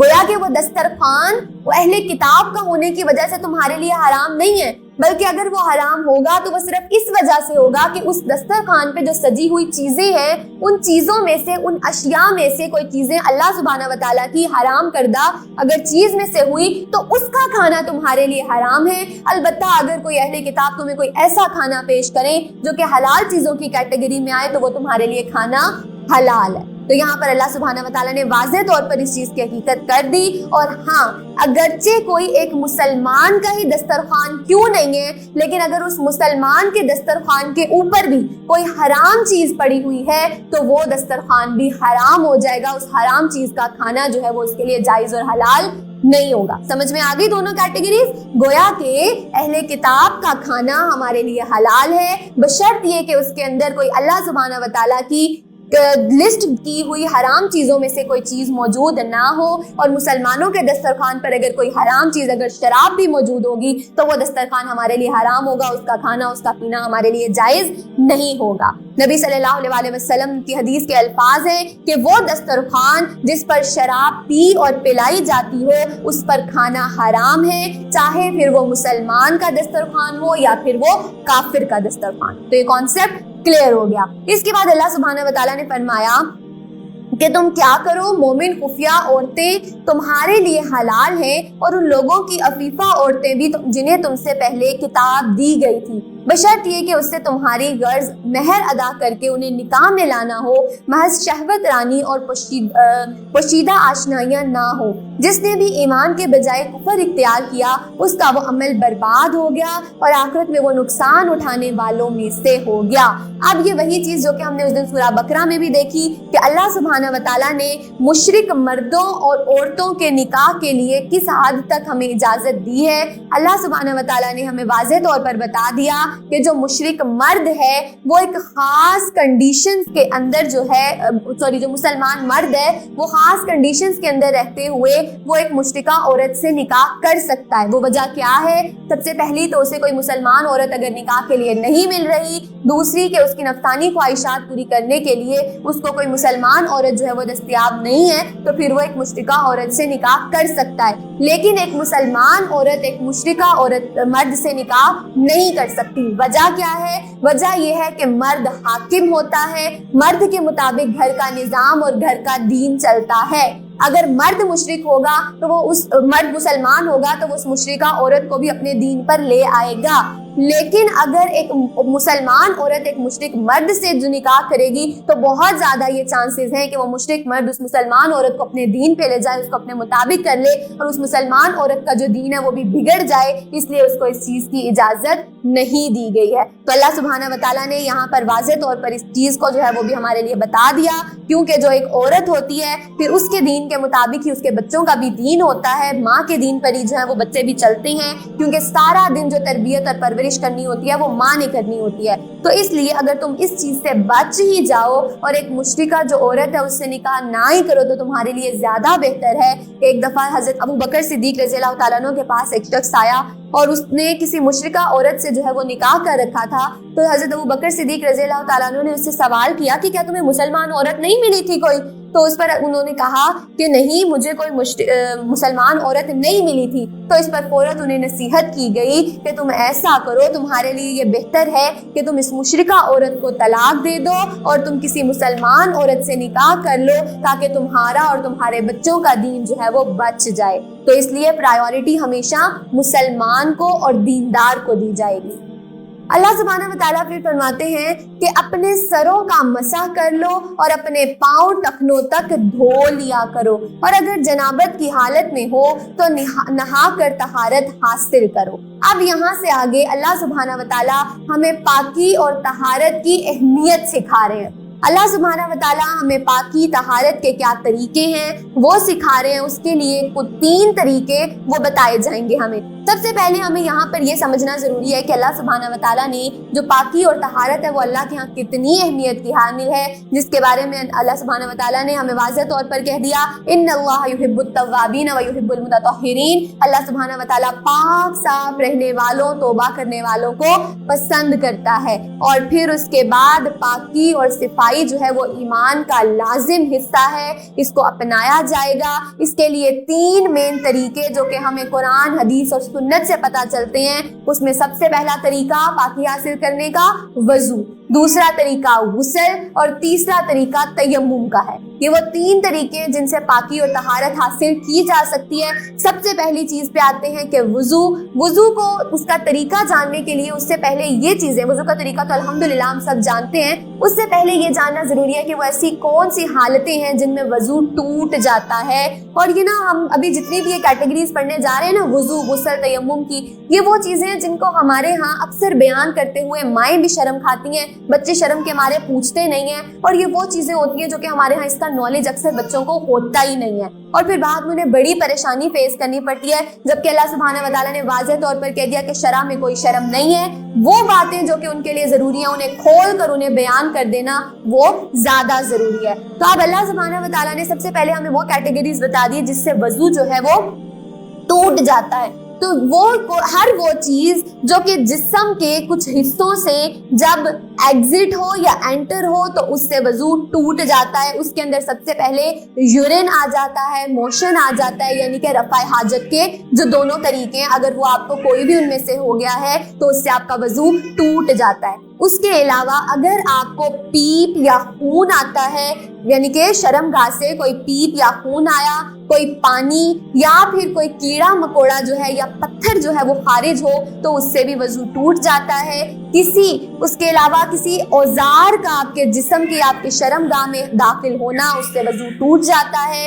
اس کے علاوہ خواتین کی وہ خاص کچھ کنڈیشنز جس کے اندر ہے نفاس اور استحاضہ، ان تینوں کنڈیشنز کے اندر بھی وضو ٹوٹ جاتا ہے۔ پھر اس کے بعد ہوا کا خارج ہونا، وضو ٹوٹ جاتا ہے۔ منہ بھر کے کسی کو قے آ جانا، اس سے بھی وضو टूट जाएगा। और फिर अगर किसी के मुंह से खून या बलगम का आना, वजू उससे भी टूट जाता है। अपनी शर्मगाह को बगैर किसी कपड़े या बगैर किसी ओट के छूना, उससे भी वजू टूट जाता है। कोई नींद या ऊंघ आ जाए, अब इसकी दो कंडीशंस हैं। अगर आपको बैठे हुए मस्जिद में नमाज की हालत में, या आप घर पे भी नमाज पढ़ रहे हैं, बैठे बैठे हल्की सी ऊंघ आती है कि आपके जो मसल्स हैं वो पूरी तरह से रिलैक्स नहीं हुए हैं और फौरन आपको जाग आ गई है, तो उससे वजू नहीं टूटता। लेकिन ऐसी हालत जिसके अंदर आपके मसल्स बिल्कुल रिलैक्स हो गए, यानी कि आपने कहीं पे टेक लगाई है, कहीं पे लेटे हैं, तो उससे अगर आपको फिर नींद आ गई है और आपके मसल्स रिलैक्स हुए, तो फिर वो वजू जो है वो टूट जाता है। दोबारा वजू करके फिर आपको करना होगा। उसके अलावा अगर आप किसी मैयत को गुस्ल दे रहे हैं, तो उसके बाद भी वजू वाजिब हो जाता है, वजू किया जाएगा। और इसके साथ ही साथ अगर ज़ौज को मुआनका वगैरह किया जाए, तो उससे भी जो है वो वजू टूट जाता है। ये कुछ कंडीशंस थी जो कि वजू के टूट जाने की हैं, और इसके बाद वजू करना जो है वो वाजिब हो जाता है, वो किया जाएगा। क्यों? क्योंकि वजू वो है जो कि नमाज के लिए बहुत जरूरी है, और नमाज वो है जिसके बारे में नबी सल्लल्लाहु अलैहि वसल्लम ने फरमाया, अस्सलातु मिफ्ताहुल जन्ना, जो नमाज है वो जन्नत की चाबी है। और ये जो वजू है, ये किसकी चाबी है? ये नमाज की चाबी है। नमाज पढ़नी है तो उसके लिए वजू करना पड़ेगा। गोया कि इनडायरेक्टली वजू जो है वो जन्नत की चाबी है। वजू करेंगे, नमाज पढ़ेंगे, तो हम सीधे जो है वो अल्लाह सुब्हानहू व तआला हमारे लिए जन्नतों का वादा लिख देंगे। और ये नमाज तो, वजू तो वो है जिसके बारे में नबी सल्लल्लाहु अलैहि वसल्लम ने फरमाया कि कोई तुम में से है ऐसा जो कि चाहता हो कि उसके घर के सामने से जो है वो एक नहर जारी हो और उसमें 5 दफा गुस्ल करे, और उसके बावजूद उसके जिस्म के ऊपर कोई मैल कुचैल बाकी रह जाए, तो ऐसा मुमकिन नहीं है कि किसी के घर के सामने से एक नहर है वो बह रही हो और उसके अंदर से वो 5 दफा गुस्ल करे और उसके बावजूद भी जो है वो पाक साफ ना हो, उसके जिस्म पर मैल रह जाए, ऐसा मुमकिन नहीं है। तो ये वजू की मिसाल बिल्कुल वैसी है। जब कोई इंसान 5 दफा दिन में वजू करके नमाज पढ़ता है, तो उसके जिस्म से सारी मैल कुचैल जो है वो दूर हो जाती है, हर तरह की गंदगी दूर हो जाती है। फिर ये वजू वो है जिसके बारे में नबी सल्लल्लाहु अलैहि वसल्लम ने फरमाया कि जो कोई शख्स वजू के वक्त पानी जिन हिस्सों पर लगता है, उन हिस्सों के गुनाह बख्श दिए जाते हैं। गोया के ज़ाहरी और बातनी सफाई का एहतमाम अल्लाह सुब्हानहू व तआला ने इस वजू के जरिए कर दिया। फिर नबी सल्लल्लाहु अलैहि वसल्लम ने फरमाया कि मैं हौज़े कौसर पर वारिद हूँगा और मैं अपनी उम्मत को पहचानूंगा। सुभान अल्लाह। अल्लाह सुब्हानहू व तआला के नबी, हमारे आखिरी नबी मोहम्मद सल्लल्लाहु अलैहि वसल्लम हमें खुद पहचानेंगे। कैसे पहचानेंगे? नबी सल्लल्लाहु अलैहि वसल्लम ने फरमाया, मैं अपनी उम्मत को पहचानूंगा, उन्हें हौज़े कौसर पिलाऊंगा। और पहचानूंगा कैसे? अपनी उम्मत के वजू के आज़ा की चमक से उन्हें पहचानूंगा। सुभान अल्लाह। अल्लाह सुब्हानहू व तआला हमें कसरत के साथ अपने इन वजू के जो आज़ा हैं उनको चमकाने की तौफीक दे, ताकि नबी सल्लल्लाहु अलैहि वसल्लम उस दिन हमें पहचान कर हमें हौज़े कौसर जो है वो अपने हाथों से पिलाएं। हमारे लिए नबी सल्लल्लाहु अलैहि वसल्लम के हाथों से हौज़े कौसर पीना नसीब कर दे। आमीन सुम्मा आमीन। फिर नबी सल्लल्लाहु अलैहि वसल्लम की एक और हदीस के अल्फाज हैं कि जो कोई शख्स चाहता है कि उसे सोने और चांदी के कंगन पहनाए जाएं, तो उसे चाहिए कि अपने वजू को उतना बढ़ा दे। गोया कि अगर वजू का पानी जहां जहां तक जाएगा, वहां वहां तक उसे सोने और चांदी के कंगन पहनाए जाएंगे। तो अगर अब यहाँ तक कोहनियां धोते थे, तो उसको थोड़ा और बढ़ा दीजिए। जितना सोने और चांदी के कंगन आप पहनना चाहते हैं, बस उस वजू को उतना ही बढ़ाते जाएं। अल्लाह सुब्हानहू व तआला को हमारी ये छोटी छोटी चीजें बड़ी पसंद आएंगी। फिर वो हजरत बिलाल रज़ियल्लाहु ताला अन्हु, जिनको नबी सल्लल्लाहु अलैहि वसल्लम ने पूछा था कि बिलाल, तुम अपना कौन सा अमल ऐसा पाते हो कि जिसके बारे में मैंने आज देखा कि मैंने अपने कदमों की चाल, तुम्हारे कदमों की चाल अपने कदमों से आगे सुनी है, तो तुम्हारा ऐसा क्या अमल है? तो हज़रत बिलाल हबशी ने क्या कहा था? कहने लगे, नबी सल्लल्लाहु अलैहि वसल्लम, ज्यादा तो कुछ नहीं, एक अमल है जो मैं बड़ी कंटिन्यूटी के साथ करता हूँ, और वो ये है कि मैं जब भी वजू करता हूँ तो हल्के फुल्के नवाफिल अदा कर देता हूँ। ये वो हजरत बिलाल हैं जिनके लिए वजू के बाद नवाफिल अदा करना जो है वो इतना आसान हो गया है। अल्लाह सुब्हानहू व तआला हमारे लिए फर्ज और सुन्नतें अदा करना इतना आसान बना दीजिए कि हम हर 5 वक्त ताज़ा वजू करके ताज़ा नमाज उसके वक्त पर अदा कर सकें। आमीन सुम्मा आमीन। और फिर अगली चीज़, अब वजू जो है वो कैसे किया जाएगा, उसका तरीका। 4 वजू की सुन्नतें हैं। अगर वो सुन्नतें अदा ना की गई तब तो आपका वजू हो ही नहीं सकता। सॉरी, वजू के फराइज हैं।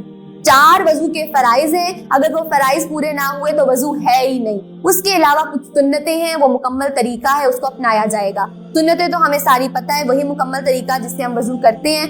जो 4 फराइज हैं अगर उसमें से कोई मिस हो गया तो गोया कि आपका वजू पूरा ना हुआ। वो क्या है? अपने चेहरे को धोना, सर का मसा करना, हाथों को कोहनियों तक धोना और दोनों पाँव को टखनों तक धोना। ये वो 4 फराइज हैं जिसके बगैर वजू मुकम्मल नहीं होता। सुन्नतों की बात की जाए तो वो बड़ा डिटेल्ड वही तरीका कि दोनों हाथों को सबसे पहले एक दूसरे के ऊपर ऐसे धोया जाएगा, घुट तक बिस्मिल्लाह पढ़ी जाएगी वजू के बिल्कुल आगाज में। फिर उसके बाद अपने नाक में जो है वो पानी छिड़का जाएगा, बाएं हाथ के साथ छोटी उंगली के साथ अपने नॉस्ट्रिल्स को हिलाया जाएगा ताकि अच्छे तरीके से पानी चला जाए। उसके बाद सारा वही तरीका जो सुन्नत का जो कि हम करते हैं वो अपनाया जाएगा। चेहरे को धोया जाएगा, दोनों हाथों को कोहनियों तक और दोनों जो फिर सर का मसा किया जाएगा, पाँव को टखनों तक धोया जाएगा। सारे फराइज और सुन्नतें अदा की जाएंगी। अल्लाह सुब्हाना व तआला हमारे इस वजू के एक एक आज़ा को चमकने का जरिया बना दे, आमीन। अल्लाह सुब्हाना व तआला ने फिर अगली चीज जो कि हमें पाकी और तहारत हासिल करने के लिए बताई वो है गुस्ल। और ये गुस्ल वो तरीका है जिसका तरीका अक्सर हमारे यहाँ जो है वो नहीं बताया जाता या शर्मो हया में रहकर प्रॉपर तरीके से गाइड नहीं किया जाता। सबसे पहली चीज तो ये है कि गुस्ल कब वाजिब हो जाता है, कौन सी ऐसी कंडीशंस हैं जिसके अंदर गुस्ल करना जो है वो वाजिब हो जाता है। तो ये सबसे पहले इसके अंदर आ जाता है हैज। पीरियड से फारिग होने के बाद पाकी हासिल करने के लिए जो गुस्ल है वो वाजिब है, वो फर्ज है, वो जरूर किया जाएगा। उसके बगैर जो है पाकी हासिल नहीं हो सकती है। दूसरी चीज निफास के बाद, फिर जनाबत के बाद। अब इसके अंदर कुछ स्पेसिफिक कंडीशन जैसे निफास वगैरह, अब ये वो कंडीशन आ जाती है कि जब डिलीवरी के बाद जो है एक कंडीशन होती है जिसके अंदर 40 डेज का एक ड्यूरेशन आता है, उसके बाद जो है वो गुस्ल लिया जाता है। इसी तरह से जनाबत के बाद, जनाबत के अंदर भी कुछ स्पेसिफिक कंडीशंस आ जाती हैं कि आपको किस हालत में जो है वो जो है गुस्ल जो है वो वाजिब हो जाता है। उसके लिए सिर्फ और सिर्फ मनी का खारिज होना ही नहीं बल्कि दखूल के साथ भी जो है वो जनाबत का जो गुस्ल है वो वाजिब हो जाता है। उसके बाद इहतलाम वगैरह, इससे भी जो है वजू जो है वो वाजिब हो जाता है। और फिर मैयत को गुस्ल देना, अगर मैयत को गुस्ल देंगे तो उसके बाद भी जो गुस्ल करना है वो वाजिब हो जाता है, मुस्तहिब है, अफजल है। अगर आप वजू भी कर लो तो वो भी ठीक है, वजू तो वाजिब है, वो तो जरूरी किया जाएगा, लेकिन अगर गुस्ल भी कर लिया जाए तो वो बड़ा अफजल होता है। अब बातें अगली चीज पे कि गुस्ल का तरीका क्या होगा। ये तो कंडीशंस हो गई ना जिसमें आपने गुस्ल जरूरी करना है। गुस्ल का तरीका क्या होगा? उसके अंदर सबसे पहले रफ़ाए हाजत, रफ़ाए हाजत के बाद इस्तंजा, इस्तंजा के बाद अपने दोनों हाथों को अच्छे तरीके से धोना, पाक साफ करना। उसके बाद मुकम्मल वजू किया जाएगा।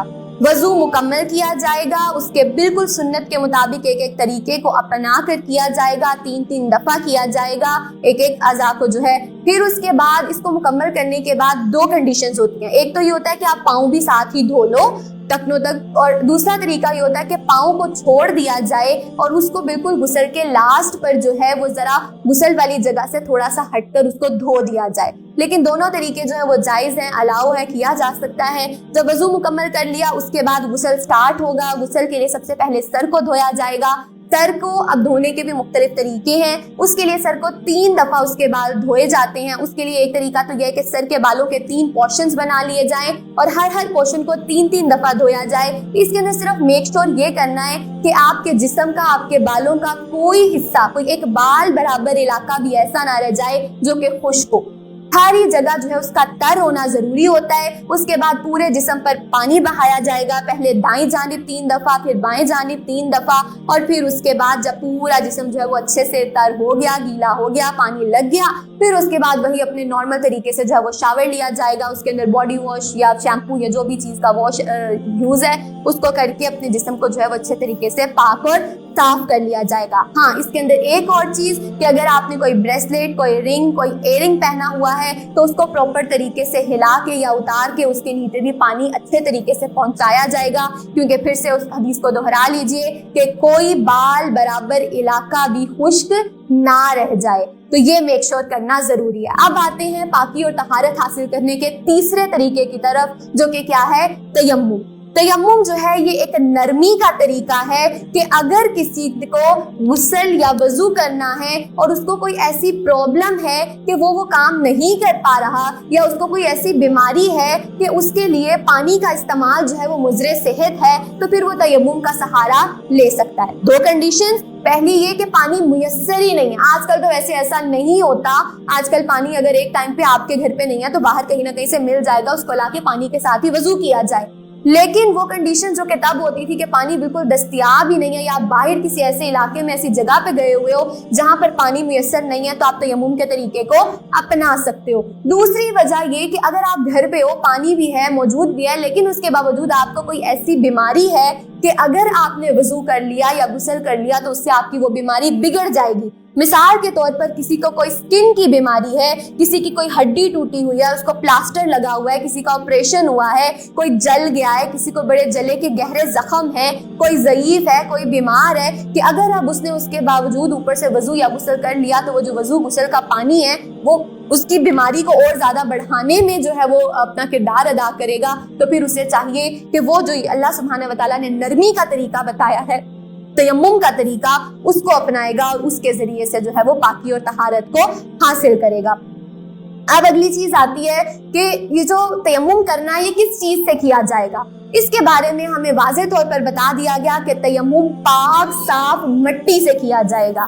پاک صاف مٹی, اب وہ مٹی کسی بھی فارم میں ہو سکتی ہے, وہ مٹی کا برتن بھی ہو سکتا ہے, ہر وہ چیز جو کہ جلانے پر جل کے راکھ بن جائے اور پگھلنے سے جو ہے وہ پگھل نہ جائے, مطلب پگھلایا جائے اس کو تو پگھل نہ جائے, ہر اس چیز سے تیمم ہو سکتا ہے. جیسا کہ اس کے اندر وہ چیزیں جس سے وضو جو ہے وہ پگھلانے سے وہ پگھل جائیں گی, اس کے اندر ہمارے پاس میٹل, لوہے کی دھاتیں اور موم وغیرہ آ جاتا ہے, اس سے تیمم نہیں کیا جا سکتا. لیکن اس کے علاوہ باقی ساری کی ساری چیزیں جیسا کہ مٹی, ریت, چونا, پتھر, سنگ مرمر, سیرامک, بجری, یہ وہ ساری چیزیں ہیں جس سے ہم جو تیمم ہے وہ کر سکتے ہیں, اس سے کرنے کی اجازت جو ہے موجود ہے. ویسے تو اتنی زیادہ ڈیٹیل میں آج کل ہمیں جانے کی ضرورت ہی نہیں ہے. تیمم کی جو مٹی ہے, پاک صاف مٹی کسی بھی جگہ سے اٹھا لی جائے, ایزیلی اویلیبل ہو جاتی ہے. یہ سیرامک اور مٹی کے برتن, پتھر اور چونے, ان سب کی تو اب ضرورت ہی نہیں رہی ہے, مٹی بڑی آسانی سے اویلیبل ہو جاتی ہے.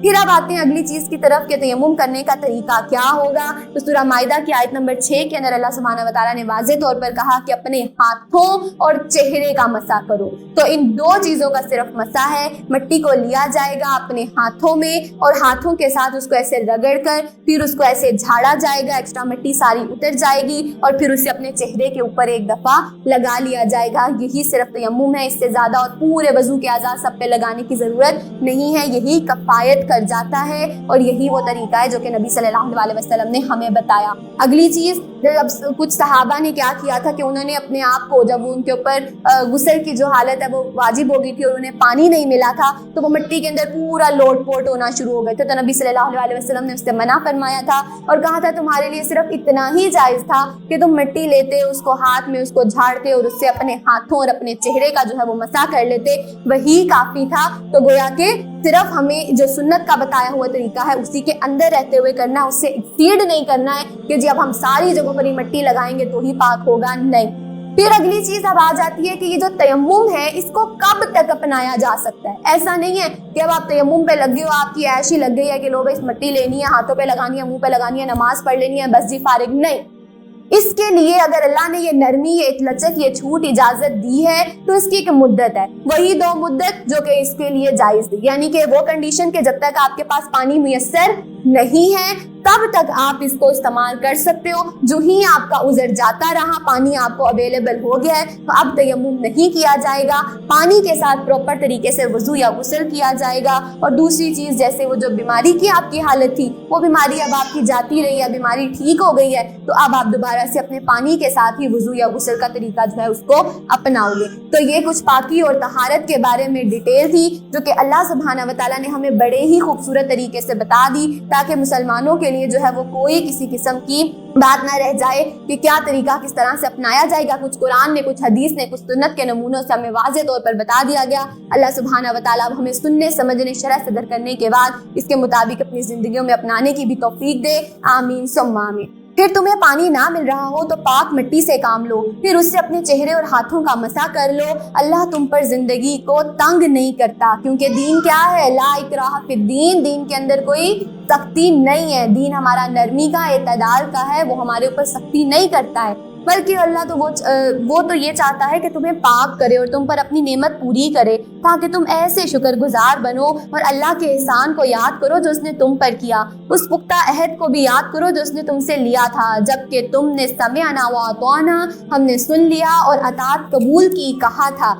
اور اللہ سے ڈرتے رہو کیونکہ اللہ دلوں کی باتیں بھی خوب جانتا ہے۔ اے ایمان والو، اللہ کی خاطر قائم رہنے والے اور انصاف کے ساتھ گواہی دینے والے بنو۔ اور اللہ نے بنی اسرائیل سے بھی پختہ عہد لیا تھا اور ان میں 12 سردار مقرر کیے اور فرمایا میں تمہارے ساتھ ہوں اگر تم نے نماز کو قائم رکھا، زکوٰۃ ادا کرتے رہے اور میرے رسولوں پر ایمان لا کر ان کی مدد کرتے رہے تو اللہ کے بندوں کو قرض حسنہ دیتے رہے تو میں یقیناً تمہاری برائیاں تم سے دور زائل کر دوں گا اور ایسے باغات میں تمہیں داخل کروں گا جن کے نیچے نہریں جاری ہیں۔ پھر اس کے بعد اگر تم میں سے کسی نے کفر کیا تو وہ سیدھی راہ سے بھٹک گیا۔ اب یہاں پر اللہ سبحانہ و تعالیٰ کیا سکھا رہے ہیں؟ اپنے وعدوں کو پورا کرو۔ ان اللہ لا یخلف المیعاد، اللہ اپنے وعدے کے بھی خلاف نہیں کرتا۔ اللہ اگر تم سے کہہ رہا ہے کہ تم اگر سیدھی سچی راہ پر ڈٹے رہو گے اور یہ 4 کام 5 کام تم کرتے رہو گے، دیکھیں کہ کون سی ہے، یہ بنی اسرائیل ہے، یہ حضرت موسیٰ علیہ السلام کی قوم ہے،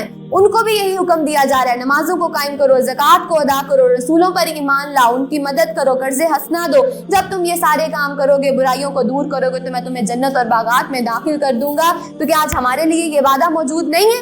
آج ہم جو اس قرآن کو تھامنے والے ہیں ہمارے لیے بھی یہی وعدہ موجود ہے۔ پھر اللہ سبحانہ و تعالیٰ کہتے ہیں کہ چونکہ انہوں نے اپنے عہد کو توڑ ڈالا لہٰذا ہم نے ان پر پھر لعنت کی۔ جس نے اپنے وعدے کو توڑا، وعدوں کو توڑنے کا انجام بھی سن لیں۔ آج ہم نے سورہ مائدہ کے بالکل آغاز میں اللہ سبحانہ و تعالیٰ نے بغیر کسی تمہید کے کہا تھا یا ایھا الذین آمنوا اوفوا بالعقود، اپنے وعدوں کو پورا کرو اگر تم ایمان لانے والے ہو۔ اب اللہ نے پھر سے کہہ دیا وعدوں کو توڑو گے تو کیا انجام ہوگا؟ پھر ان پر لعنت بھی کی گئی، ان کے دل سخت بھی کر دیے گئے۔ اب ان کا حال تو یہ ہے کتاب اللہ کی کلمات کو ان کے موقع محل سے بدل ڈالتے ہیں اور جو ہدایات انہیں دی گئی تھیں انہیں ان کا انکار اکثر حصہ بھول چکے ہیں، اور ماں سوائے چند آدمیوں کے آپ کو آئے دن ان کی خیانتوں کا پتہ چلتا رہتا ہے، لہٰذا انہیں معاف کیجئے، ان سے درگزر کیجئے۔ اللہ تعالیٰ یقیناً احسان کرنے والوں کو پسند کرتا ہے۔ اسی طرح ہم نے ان لوگوں سے بھی پختہ عہد لیا تھا جنہوں نے کہا تھا کہ ہم نصارہ ہیں، انہیں بھی جو ہدایت دی گئی تھی اس کا اکثر حصہ انہوں نے بھلا دیا تھا۔ اللہ سبحانہ و تعالیٰ آپ صلی اللہ علیہ وسلم ان سے پوچھئے کہ اگر اللہ تعالیٰ مسیح ابن مریم کو اور اس کی والدہ کو اور جو کچھ زمین میں ہے سب کو ہلاک کر دینا چاہے تو کس کی مجال ہے کہ وہ اللہ اور اس کے ارادے سے روک سکے؟ اور جو کچھ آسمانوں اور زمین اور اس کے درمیان ہے سب اللہ کی ملکیت ہے، اور جو کچھ وہ چاہتا ہے ویسے ہی پیدا کرتا ہے۔ اور یہود و نصارہ دونوں کہتے ہیں کہ ہم تو اللہ کے بیٹے اور اس کے چہیتے ہیں۔ آپ صلی اللہ علیہ وسلم ان سے ذرا پوچھئے کہ اگر یہی بات ہے تو پھر وہ تمہارے گناہ کی سزا کیوں دیتا ہے؟ بلکہ حقیقت تو یہ ہے کہ تم بھی ویسے انسان ہو جیسے اس نے دوسرے انسانوں کو پیدا کیا ہے۔ وہ جسے چاہتا ہے معاف کر دیتا ہے، جسے چاہتا ہے سزا دیتا ہے، اور آسمان و زمین اور جو کچھ ان کے درمیان ہے اللہ ہی کی ملکیت میں ہے اور اسی کی طرف سب کو جانا ہے۔ اہل کتاب، تمہارے پاس ہمارا رسول اس وقت آیا اور احکام کو واضح طور پر بیان کر رہا ہے جبکہ رسولوں کی آمد کا سلسلہ بند ہو چکا تھا، تاکہ تم یہ نہ کہہ سکو کہ ہمارے پاس تو کوئی خوشخبری سنانے والا، ڈرانے والا آیا ہی نہیں۔ لو اب تمہارے پاس بشارت دینے والا، ڈرانے والا آ چکا ہے اور اللہ ہر چیز پر قادر ہے۔ موسیٰ علیہ السلام نے کہا اے میرے رب، میرا اختیار تو صرف اپنے آپ پر ہے اور اپنے بھائی پر ہے، لہٰذا ہمارے اور نافرمان لوگوں کے درمیان جدائی ڈال دے۔ اللہ تعالیٰ نے فرمایا اب وہ زمین ان پر 40 برس کے لیے حرام کر دی گئی، اتنی مدت یہ لوگ زمین میں مارے مارے پھریں گے، لہٰذا ایسے نافرمان لوگوں کی حالت پر غم نہ کرنا۔ یہ وہی جو کہ ہم نے سورہ بقرہ کے اس دن بالکل اینڈ پر دیکھا تھا کہ جب یہ قوم جس کو اللہ سبحانہ و تعالیٰ نے فلسطین کو جو ہے فتح کرنے کا حکم دیا لیکن انہوں نے اللہ کی بات نہ مانی اپنی ضد اور ڈھٹائی میں آ کر، پھر ہمیں پتہ چلتا ہے کہ اللہ سبحانہ و تعالیٰ نے انہیں 40 نسلوں تک اسی صحرا ریگستان میں یہ بھٹکتے رہے تھے اور ان کو کہیں پر رہنے کی جگہ اور کھانے کو نہیں ملا تھا۔ جب ان کی 40 نسلیں ختم ہو گئی اس کے بعد اللہ سبحانہ و تعالیٰ نے پھر جب انہوں نے جو ہے وہ یہ وعدہ اللہ سے کیا کہ اب ہم جو ہے وہ فاتح بن کر فلسطین کی طرف جائیں گے، پھر اللہ نے ان کی مدد بھی کی، ان کی نصرت بھی کی، اور اس کے بعد کی ساری روداد ہم اس دن دیکھ چکے ہیں۔ پھر اللہ سبحانہ و تعالیٰ نے فرمایا نیز آپ اہل کتاب کو ذرا آدم کے بیٹوں کا سچا واقعہ تو سنائیے جب ان دونوں نے اللہ کے حضور قربانی پیش کی تو ان میں سے ایک کی قربانی تو قبول ہو گئی اور دوسرے کی قبول نہ ہوئی۔ اب یہ وہ واقعہ جو کہ اللہ سبحانہ و تعالی ہمیں حضرت آدم علیہ السلام کے بیٹوں کا سنانا چاہ رہے ہیں کہ حضرت آدم علیہ السلام وہ کیسے تھے۔ وہ تو ہم نے اس دن رداد ان کی پڑھ لی تھی کہ اللہ نے ان کی کیسے تخلیق کی، کیسے انہیں علم سکھایا، کیسے فرشتوں کو ان کو سجدہ کرنے کا حکم دیا، پھر ان کو ایک جنت میں جو ہے وہ ٹھہرایا، وہاں پر ایک درخت سے منع کیا، انہوں نے جب اس درخت کا پھل کھا لیا، پھر اللہ نے سزا کے طور پر آزمائش کے لیے اللہ سبحانہ و تعالیٰ نے انہیں دنیا میں بھیج دیا۔ ان کی توبہ کو تو قبول کر لیا، لیکن پھر انہیں کہا کہ اب ہمیشہ کے لیے تم جو ہے وہ دنیا میں رہو گے۔ اب اس دنیا میں اللہ نے ان کو بسانے کے بعد جب زمین میں ان کو بھیج دیا، اب ان کی نسل جاری کرنی تھی۔ ان کی نسل کو جاری کرنے کے لیے، اس خاندان کے سلسلے کو چلانے کے لیے ہمیں پتہ چلتا ہے کہ ہر سال اماں حوا کو حمل ٹھہرتا تھا۔ ہر سال اماں حوا کو حمل ٹھہرتا تھا اور ہر سال جڑواں بچے ہوتے تھے، ایک بیٹا اور ایک بیٹی کی پیدائش ہوتی تھی۔ یہ اللہ سبحانہ و تعالیٰ کے حکم سے تھا، کیونکہ اللہ سبحانہ و تعالیٰ نے نسل آگے بڑھانی تھی۔ اب جب یہی سلسلہ جاری رہا تو حضرت اماں حوا اور حضرت آدم علیہ السلام کے دو بیٹے، حضرت قابیل اور حابیل، یہ دو بیٹے تھے۔ اب یہ وہ تھے، ان میں سے بڑے بھائی کا نام قابیل تھا۔ قابیل وہ بھائی تھا جو کہ کھیتی باڑی کرتا تھا، اس نے کھیتی باڑی کا کام شروع کر رکھا تھا، جبکہ جو دوسرا بھائی حابیل تھا وہ چھوٹا تھا اور وہ بکریوں کا ریوڑ چراتا تھا، گلہ بانی کا کام کرتا تھا۔ اب یہ دونوں جیسے جیسے بڑے ہوئے، جوان ہوئے، تو فطری جذبے کے مطابق انہوں نے اپنے باپ سے ڈیمانڈ کی کہ ہمیں کوئی ہیلپر چاہیے، کوئی معاون چاہیے، اور اپنی جسمانی خواہش کی تکمیل کے لیے جب انہوں نے اپنے باپ سے ڈیمانڈ کی تو حضرت آدم علیہ السلام نے پھر اللہ سے مشورہ کیا۔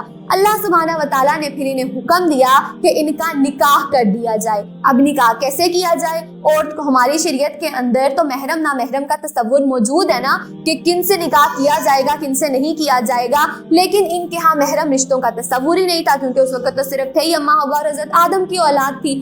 اب ان کے لیے اللہ سبحانہ و تعالیٰ دین رہا ہمیشہ دین اسلام ہی ہے، دین فطرت ہی ہے۔ نکاح کا کہا جا رہا ہے، نکاح کے بغیر نہیں، لیکن اب نکاح کے لیے کیونکہ ان کی کنڈیشنز جو تھی وہ تھوڑی سی حالات فرق تھے، تو اللہ سبحانہ و تعالیٰ کی طرف سے انہیں حکم دیا گیا تھا کہ ایک ولادت سے پیدا ہونے والے بہن بھائی کا نکاح دوسری ولادت سے ہونے والے بہن بھائی سے کر دیا جائے، یعنی کہ اب یہاں پر حمل کا فرق رکھا جائے گا۔ ایک حمل کے اندر جو ایک بیٹا اور ایک بیٹی ہو رہے ہیں، اس کا نکاح اگلے حمل میں ہونے والے بیٹے اور بیٹی سے کر دیا جائے گا۔ اس طرح سے جو ہے وہ اللہ سبحانہ و تعالیٰ نے ڈفرینشیٹ کر دیا تھا۔ اب ایسا ہی ہوا، اللہ نے جب حکم دیا، اب حکم کے مطابق جب ان کا نکاح کروایا جانا تھا تو جو قابیل کی جو جڑواں بہن تھی، جس کا نام ہمیں لوزہ پتہ چلتا ہے، وہ قدر حسین تھی، وہ خوبصورت تھی، جبکہ جو قابیل کا نکاح جو ہے وہ قابیل کا نکاح ہونا تھا حابیل کی بہن سے۔ حابیل کی بہن کا نام تھا اکلینیا، ہمیں اس کا نام پتہ چلتا ہے، جو کہ کچھ قبول شکل سی تھی، بہت زیادہ حسین اور خوبصورت نہیں تھی۔ اب یہ بات قابیل نے جو ہے وہ اپنے دل میں لے لی، اس کے دل میں ایک جلن، ایک حسد پیدا ہو گیا کہ میری بہن زیادہ خوبصورت تھی، اس کا نکاح جو ہے وہ حابیل سے ہونے لگا ہے، اور اس کی بہن زیادہ خوبصورت نہیں ہے، اس کا نکاح میرے سے ہو رہا ہے، کیا ہوا؟ دل کے اندر ایک جلن، ایک حسد کا جذبہ آ گیا۔ اب جب دل کے اندر یہ حسد کا جذبہ، جو کہ اتنا گندا جذبہ ہے کہ یہ ساری نیکیوں کو ختم کر دیتا ہے، جب اس کی چنگاری لگ جاتی ہے تو پھر بھائی بھائی کو بھول جاتے ہیں، بڑے سے بڑا دشمن اور بڑے سے بڑا جو رشتہ دار اور دوست ہے وہ بھی ایک دوسرے کو بھول جاتا ہے۔ بس یہاں پر اب والد کی اور اللہ کی نافرمانی کرنا ان کے لیے آسان ہو گیا۔ اب جب انہوں نے والد کی بات نہیں مانی، اس کا انکار کیا، اب فیصلے کے لیے اللہ سبحانہ و تعالیٰ نے انہیں ایک اور حکم دیا۔ اللہ نے حکم دیا کہ اچھا اگر یہ بات ہے نا تو فیصلے کے لیے تم نہ ایسا کرو کہ دونوں ایک ایک جانور جو ہے نا وہ اللہ کی راہ میں پیش کرو، اللہ کی راہ میں قربان کرو۔ ابھی ہمیں پتہ چل جائے گا کہ کون جو ہے جس کے دل میں اللہ کی جو ہے نا محبت زیادہ ہے۔ اب اس کا جب اللہ نے حکم دیا تو ان کے ہاں ایسا ہوتا تھا کہ جب بھی اپنی قربانی پیش، ہمارا تو قربانی کا سسٹم ہی بڑا مزے کا ہے نا، کہ قربانی کر کے اس کو ذبح کر کے خود ہی اس کا گوشت بھی کھا جانا ہے، غریبوں مسکینوں میں دے کر باقی خود ہی کھانا ہے۔ پہلے قربانی کا سلسلہ کیا ہوتا تھا کہ جب بھی کسی کا قربانی کرنی ہوتی تھی تو وہ اپنے قربانی کے جانور لے کر کھلے میدان میں چلے جاتے تھے، اور وہاں پر جا کر آسمان سے ایک آگ آتی تھی جس کی قربانی کو وہ کھا کے ختم کر جاتی تھی، تو اس کا مطلب ہوتا تھا کہ اس کی قربانی اللہ نے قبول کر لی ہے۔ پر دیکھیں یہ ان کے لیے تو سیدھا سیدھا نشان تھا کہ انہیں پتہ چل جاتا تھا کہ ان کی قربانی قبول ہو گئی یا نہیں ہوئی، لیکن یہ ہمارے لیے آزمائش ہے، ہمارے لیے یہ آزمائش ہے کہ ہم قربانی کرتے ہیں، اپنے ہاتھوں سے کرتے ہیں، لیکن ہماری وہ قربانی اللہ کے ہاں قبول ہوئی ہے یا نہیں ہوئی یہ بات ہمیں پتہ نہیں چلتی ہے۔ اس لیے قربانی کرنے کے بعد اس فکر میں رہا کریں کہ اللہ سبحانہ و تعالیٰ ہماری اس قربانی کو قبول بھی فرما لے۔ اب جب انہوں نے قربانی کرنی تھی، اللہ نے فیصلے کے لیے حکم دیا۔ قابیل جو تھا نا، اس کے دل میں جو دنیا کی محبت تھی، حب دنیا تھی۔ اب اس نے اس دنیا کی محبت کی بنیاد پر ہی جب قربانی کے لیے جانور کا انتخاب کیا تو ایک چھوٹی سی مری ہوئی سی جو بکری تھی اس کا اس نے انتخاب کیا اور وہ لے گیا۔ اب جو حابیل تھا، کیونکہ اس کے اندر اللہ کی رضا اور اللہ کی محبت بہت زیادہ تھی، دنیاوی محبت اس کے لیے میٹر نہیں کرتی تھی، تو اس نے ایک موٹی تازی صحت مند سی بکری لی۔ اب دونوں اپنے اپنے جو جانور قربانی جو ہے اس کو لے کے میدان میں گئے، آسمان سے آ گئی اور اس نے آ کر حابیل کی قربانی کو ختم کر لیا، چاٹ لیا اور اس کو کر دیا۔ اس سے واضح طور پر پتہ چل گیا کہ اللہ سبحانہ و تعالیٰ نے حابیل کی جو قربانی ہے اس کو قبول کر لیا، کیونکہ اللہ کو کیا پسند ہے؟ اللہ کو کوانٹٹی نہیں پسند، اللہ کو کوالٹی پسند ہے۔ کیا آپ جو چیز دے رہے ہو اس کی کوالٹی کتنی اچھی ہے؟ اللہ کو وہ جو موٹی تازی بکری جو کہ حب دنیا سے دور ہو کر اللہ کے لیے پیش کی گئی وہ اللہ کو پسند آ گئی، اس کی قربانی کو آسمان سے آگ آ کر کھا گئی۔ اب اس پر قابیل کے دل میں اور حسد آ گیا کہ میری قربانی تو قبول نہیں ہوئی اور اس کی قربانی بھی قبول ہو گئی، اس کی بیوی بھی زیادہ خوبصورت۔ یہی معاملہ ہوا جب حسد کی جو آگ تھی وہ اور زیادہ بڑھتی گئی، جلن بڑھی۔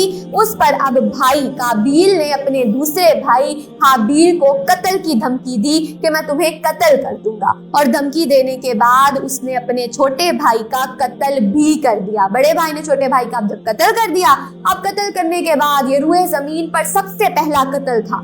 اب طریقہ پتہ ہی نہیں تھا، قتل تو کر دیا ہے، مار تو دیا ہے، اب اس کو میں دفناؤں کہاں؟ اس کا انجام جو ہے وہ کیا کروں؟ اس کے لیے پھر اللہ سبحانہ و تعالیٰ نے آسمان سے جو ہے وہ 2 فرشتے بھیجے اور 2 کوے بھیجے، اور ان میں سے ایک کوے نے دوسرے کوے کو پراپر ایسے زمین کو کھود کر اس کے اندر اس کو دفنایا، اس کے اوپر مٹی ڈالی، اور اس سے پھر وہ قابیل کو بھی جو طریقہ پتہ چل گیا کہ اس طرح سے دفنانا ہے۔ پھر وہ کہنے لگا کہ نہائے ندامت کہ مجھے تو، میرے سے بہتر تو یہ کوا ہے کہ اس کو تو یہ بھی پتا تھا کہ اس لاش کو اب مار تو دیا، اس کو ٹھکانے کہاں لگانا ہے۔ تو اللہ سبحانہ و تعالیٰ نے اس طریقے سے انہیں یہ بات سکھا دی۔ اب یہ بات بہت بڑی تھی، حضرت آدم علیہ السلام اور حضرت اماں حوا کے لیے یہ بات بہت بڑی تھی، کیونکہ ایک بیٹا قاتل اور ایک بیٹا مقتول یہ کوئی عام بات نہیں تھی۔ اب جب حضرت آدم علیہ السلام آ کر اماں حوا کو اپنے چھوٹے بیٹے کے قتل ہونے کی، فوت ہونے کی کچھ جو ہے وہ خبر آ کر دیتے ہیں اور انہیں بتاتے ہیں کہ اب ہمارا بیٹا جو ہے وہ قتل ہو گیا ہے، تو اس پر وہ سوال کرتی ہیں اماں حوا۔ کیوں کرتی ہیں؟ کیونکہ یہ روئے زمین پر ہونے والا سب سے پہلا قتل اور سب سے پہلے موت تھی۔ اب جب آ کر انہوں نے بتایا کہ آپ کا بیٹا جو ہے وہ فوت ہو گیا ہے، تو وہ پوچھنے لگی یہ فوت کیا ہوتا ہے، یہ فوت ہونا کیا ہوتا ہے؟ تو پھر حضرت آدم علیہ السلام نے اس پر انہیں بتایا کہ اب سے نہ تیرا بیٹا کچھ کھائے گا، نہ پیے گا، نہ چلے گا، نہ بولے گا۔ حضرت آدم علیہ السلام نے جو ہی یہ بات کہی، اس پر اماں حوا نے زور سے چیخ ماری اور وہ بے ہوش ہو گئی، کیونکہ یہ اس روئے زمین پر ہونے والی سب سے پہلی موت تھی اور اس کی خبر تھی۔ اب اس پر حضرت آدم علیہ السلام نے پھر فرمایا کہ آج سے تیری اور تیری بیٹیوں پر رونا دھونا اور بین ڈالنا لکھ دیا گیا۔ لیکن یہ وہ چیز ہے جو کہ امت محمدی کے اندر واضح طور پر اس سے منع فرما دیا گیا۔ نبی صلی اللہ علیہ وسلم جب بیعت لیتے تھے تو عورتوں سے جب بیعت لیتے تھے تو واضح طور پر یہ بات ان سے بھی کہتے تھے، اضافی الفاظ کا جو ہے وہ اضافہ کرتے تھے اور کہتے تھے کہ تم بین نہیں ڈالو گی اور بین والا جو جاہلانہ طریقہ ہے اس سے تم اپنے آپ کو بچاؤ گی۔ پھر نبی صلی اللہ علیہ وسلم کی حدیث کے الفاظ بھی ہیں کہ جو کوئی عورت نوحہ اور بین کرے گی اسے قیامت کے دن کھجلی کا لباس پہنایا جائے گا۔ استغفر اللہ۔ تو یہ نوحہ اور بین کرنے والی کا انجام نبی صلی اللہ علیہ وسلم نے بتایا، اس لیے اس سے باز رہنا ہے۔ بڑی سے بڑی مصیبت، آفت، پریشانی بھی آ جائے اس میں بھی صرف اللہ سبحانہ و تعالیٰ پر ہی صبر اور توکل کرنا ہے۔ تو اب یہ ایک اتنا بڑا سانحہ تھا کہ جس کے بعد اتنی پریشانی کا وقت تھا کہ اس کے بعد اماں حوا کا جو حمل تھا وہ ٹھہر گیا تھا۔ 5 سال تک دوبارہ جو ہے وہ جو اماں حوا ہے ان کو حمل نہیں ٹھہرا تھا۔ 5 سال کے بعد پھر ان کے ہاں ایک بیٹے کی ولادت شہادت ہوئی تھی، جس کا نام ہمیں کچھ روایات کے اندر حضرت شیث علیہ السلام بتایا جاتا ہے، اور پھر حضرت آدم علیہ السلام جمعہ کے دن ان کی وفات ہوتی ہے، اور اماں حوا ان کے 1 سال بعد تک حیات رہی اور پھر ان کی بھی وفات ہو گئی، اور جدہ کے مقام کے قریب ہمیں پتہ چلتا ہے کہ ان کی قبریں جو ہے وہ وہاں پر موجود ہیں۔ مین پوائنٹ جو ساری قصے سے رودات سے اللہ سبحانہ وتعالیٰ نے سمجھانا چاہا وہ یہ تھا کہ پوری انسانیت، اب جب تک آنے والی جو انسانیت جو ہے وہ قتل کرے گی، اس کے قتل کا گناہ کس کے سر پہ جاتا رہے گا؟ وہ قابیل کے سر پر جاتا رہے گا، کیونکہ قتل کی جو یہ شروعات تھی، اس کی انٹینسٹی تھی، یہ شروع ان سے ہوئی تھی۔ اللہ سبحانہ وتعالی ہمیں قرآن پاک کی ان قصوں کو، ان کہانیوں کو سننے کے بعد ان سے حاصل ہونے والے سبق اور اصول سمجھنے کی توفیق دے، آمین ثم آمین۔ دوسرے نے پہلے سے کہا میں ضرور تمہیں ماروں گا، پہلے نے جواب دیا میرا کیا قصور ہے، اللہ تو صرف پرہیزگاروں کی قربانی قبول کرتا ہے، اگر تو مجھے مار ڈالنے کے لیے میری طرف اپنا ہاتھ بڑھائے گا تو بھی میں تجھے قتل کرنے کے لیے اپنا ہاتھ نہیں بڑھاؤں گا، میں تو اللہ رب العالمین سے ڈرتا ہوں، میں چاہتا ہوں کہ تم میرا اور اپنا گناہ سب کچھ سمیٹ لے اور اہل دوزخ سے ہو جا، اور ظالم لوگوں کی یہی سزا ہے۔ جس شخص نے کسی دوسرے کے علاوہ جان کا بدلہ یا زمین میں فساد برپا کرنے کی غرض سے قتل کیا تو اس نے گویا سب لوگوں کو ہی مار ڈالا، اور جس نے کسی کا قتل ناحق سے بچا لیا تو گویا کہ اس نے سب لوگوں کی زندگی کا معجب کر دیا۔ یہاں پہ کیا سمجھ میں آ رہا ہے کہ پوری انسانیت کو قتل کر دینے کے مترادف ہے ایک شخص کا قتل، اور یہاں پر اللہ سبحانہ وتعالیٰ یہ واضح طور پر بتانا ہمیں چاہ رہے ہیں کہ جب کسی ایک شخص کا قتل کیا جاتا ہے تو وہ انسان یہ پروف کرتا ہے کہ اس کے لیے انسانی خون جو ہے وہ اتنا ہی ارزا ہے، اتنا ہی سستا ہے، اس کے لیے وہ میٹر ہی نہیں کرتا ہے۔ اس لیے اللہ سبحانہ وتعالیٰ کہتے ہیں کہ جب بھی کوئی قتل کسی کا کرے گا تو اس کے لیے اس کا خون بہا کر اس کے لیے اس کو پہلے قصاص کا حکم دیا گیا، اور اگر قصاص سے تم بچنا چاہو تو پھر تمہارے لیے خون بہا کا حکم ہے، کیونکہ نبی صلی اللہ علیہ وسلم نے کی حدیث کے الفاظ ہیں کہ ہر مسلمان کے لیے دوسرے مسلمان کی جان، مال، عزت، آبرو حرام ہے۔ تو یہ واضح طور پر ہمیں ساری طرح کے حکم جو ہیں وہ دے دیے گئے۔ پھر جو لوگ اللہ اور اس کے رسول سے جنگ کرنے اور زمین میں فساد برپا کرنے کے لیے دوڑ دھوپ کرتے ہیں، ان کی سزا تو یہی ہو سکتی ہے کہ انہیں اذیت کے ساتھ قتل کیا جائے، سولی پر لٹکا دیا جائے، یا ان کے ہاتھ اور پاؤں مخالف سمتوں سے کاٹ دیے جائیں، یا انہیں جلا وطن کر دیا جائے۔ اچھا، اب یہ جو آیت میں نے ابھی جس کا ترجمہ آپ کے سامنے بتایا، اس کے اندر اللہ سبحانہ وتعالیٰ ہمیں 2 قبیلوں کا یہاں پر تذکرہ فرما رہے ہیں اور ان کا انجام بتا رہے ہیں۔ یہ بیسیکلی 2 قبیلے عقل اور عرینا، یہ وہ تھے جن کو جو نبی صلی اللہ علیہ وسلم کے پاس قبول اسلام کے بعد آئے تھے، اور یہ وقت جب رسول اللہ صلی اللہ علیہ وسلم کے پاس آیا اور نبی صلی اللہ علیہ وسلم کی خدمت میں حاضر ہونے کے بعد یہ جب مدینہ میں رہے اور دین کی تعلیمات جو ہے اس کو حاصل کرتے رہے، تو وہاں کا جو مدینہ کا جو کلائمیٹ تھا وہ ان کو سوٹ نہیں کیا، یعنی کہ جو مدینہ کی آب و ہوا تھی وہ ان کو کچھ راس نہیں آئی، اور اس کی وجہ سے یہ بیمار پڑ گئے۔ ان کی بیماری ایسی تھی کہ ان کے چہرے جو ان کی آنکھیں ہیں وہ ہمیں پتہ چلتا ہے کہ زرد ہو گئی تھی، ان کے پیٹ پھول گئے تھے، اور ان کو جو جگر کی بیماری تھی وہ بڑھ گئی تھی، ان کے ساتھ جانڈس کا کچھ معاملہ ہو گیا تھا۔ اب جب یہ اتنے زیادہ شدید بیمار ہو گئے تو نبی صلی اللہ علیہ وسلم نے انہیں تجویز دی کہ یہ اب مدینہ کے مضافات میں پہاڑوں پر چلے جائیں اور وہاں پہاڑوں پر جا کر وہاں پر بکریوں کا جو ہے یہ بکریوں کا دودھ پیئیں، اور وہاں پر جب رہ کے تازہ ہوا کے اندر اور وہ تازہ بکریوں کا دودھ پیئیں گے تو اس سے یہ صحت یاب اور اچھے بھلے ہو جائیں گے۔ اب جب یہ لوگ وہاں پہاڑوں پر گئے، وہاں پر جا کے چرواہوں نے ان کی بڑی عزت کی، بڑی مہمان نوازی کی، ان کو بڑے اچھے طریقے سے ان کو رکھا بھی اپنے پاس۔ جب یہ اچھے سے بکریوں کا دودھ وغیرہ پی کر اچھے بھلے صحت یاب ہو گئے، نبی صلی اللہ علیہ وسلم نے تو ان کے لیے بڑا ہی اچھا فیصلہ کیا تھا کہ اس پہاڑوں پر جائیں گے، وہاں کی آب و ہوا بھی تازہ ہوگی، بکریوں کا دودھ بھی پیئیں گے تو یہ بڑے چنگے بھلے ہو جائیں گے۔ اب جب یہ اتنے صحت یاب بھی ہو گئے، توانا ہو گئے، طاقتور ہو گئے، اس کے بعد یہ احسان فراموش ہو گئے۔ اتنی اچھی ان کی مہمان نوازی کی گئی، ہر طرح سے صحت مند ہونے کے بعد اب انہوں نے کیا کیا، یہ احسان فراموش ہوئے، اور انہوں نے وہاں کے جو چرواہے تھے ان سے ان کے اونٹ چھینے، اور ان کے جو ہاتھ اور پاؤں تھے وہ مخالف سمتوں سے کاٹ دیے تاکہ وہ ان کا پیچھا بھی نہ کر سکے، اور ان کی آنکھوں کے اندر لوہے کی سلاخیں پھیری، اور ان کو وہاں پر بھوکا پیاسا اس میدان میں تنہا چھوڑ دیا۔ اور جاتے جاتے ان چرواہوں کو یہ بھی کہہ گئے کہ اپنے نبی کو کہہ دینا، مصطفیٰ کو کہہ دینا، انہیں خبر دے دینا کہ ہم ان کے دین سے بھی مرتد ہو گئے ہیں۔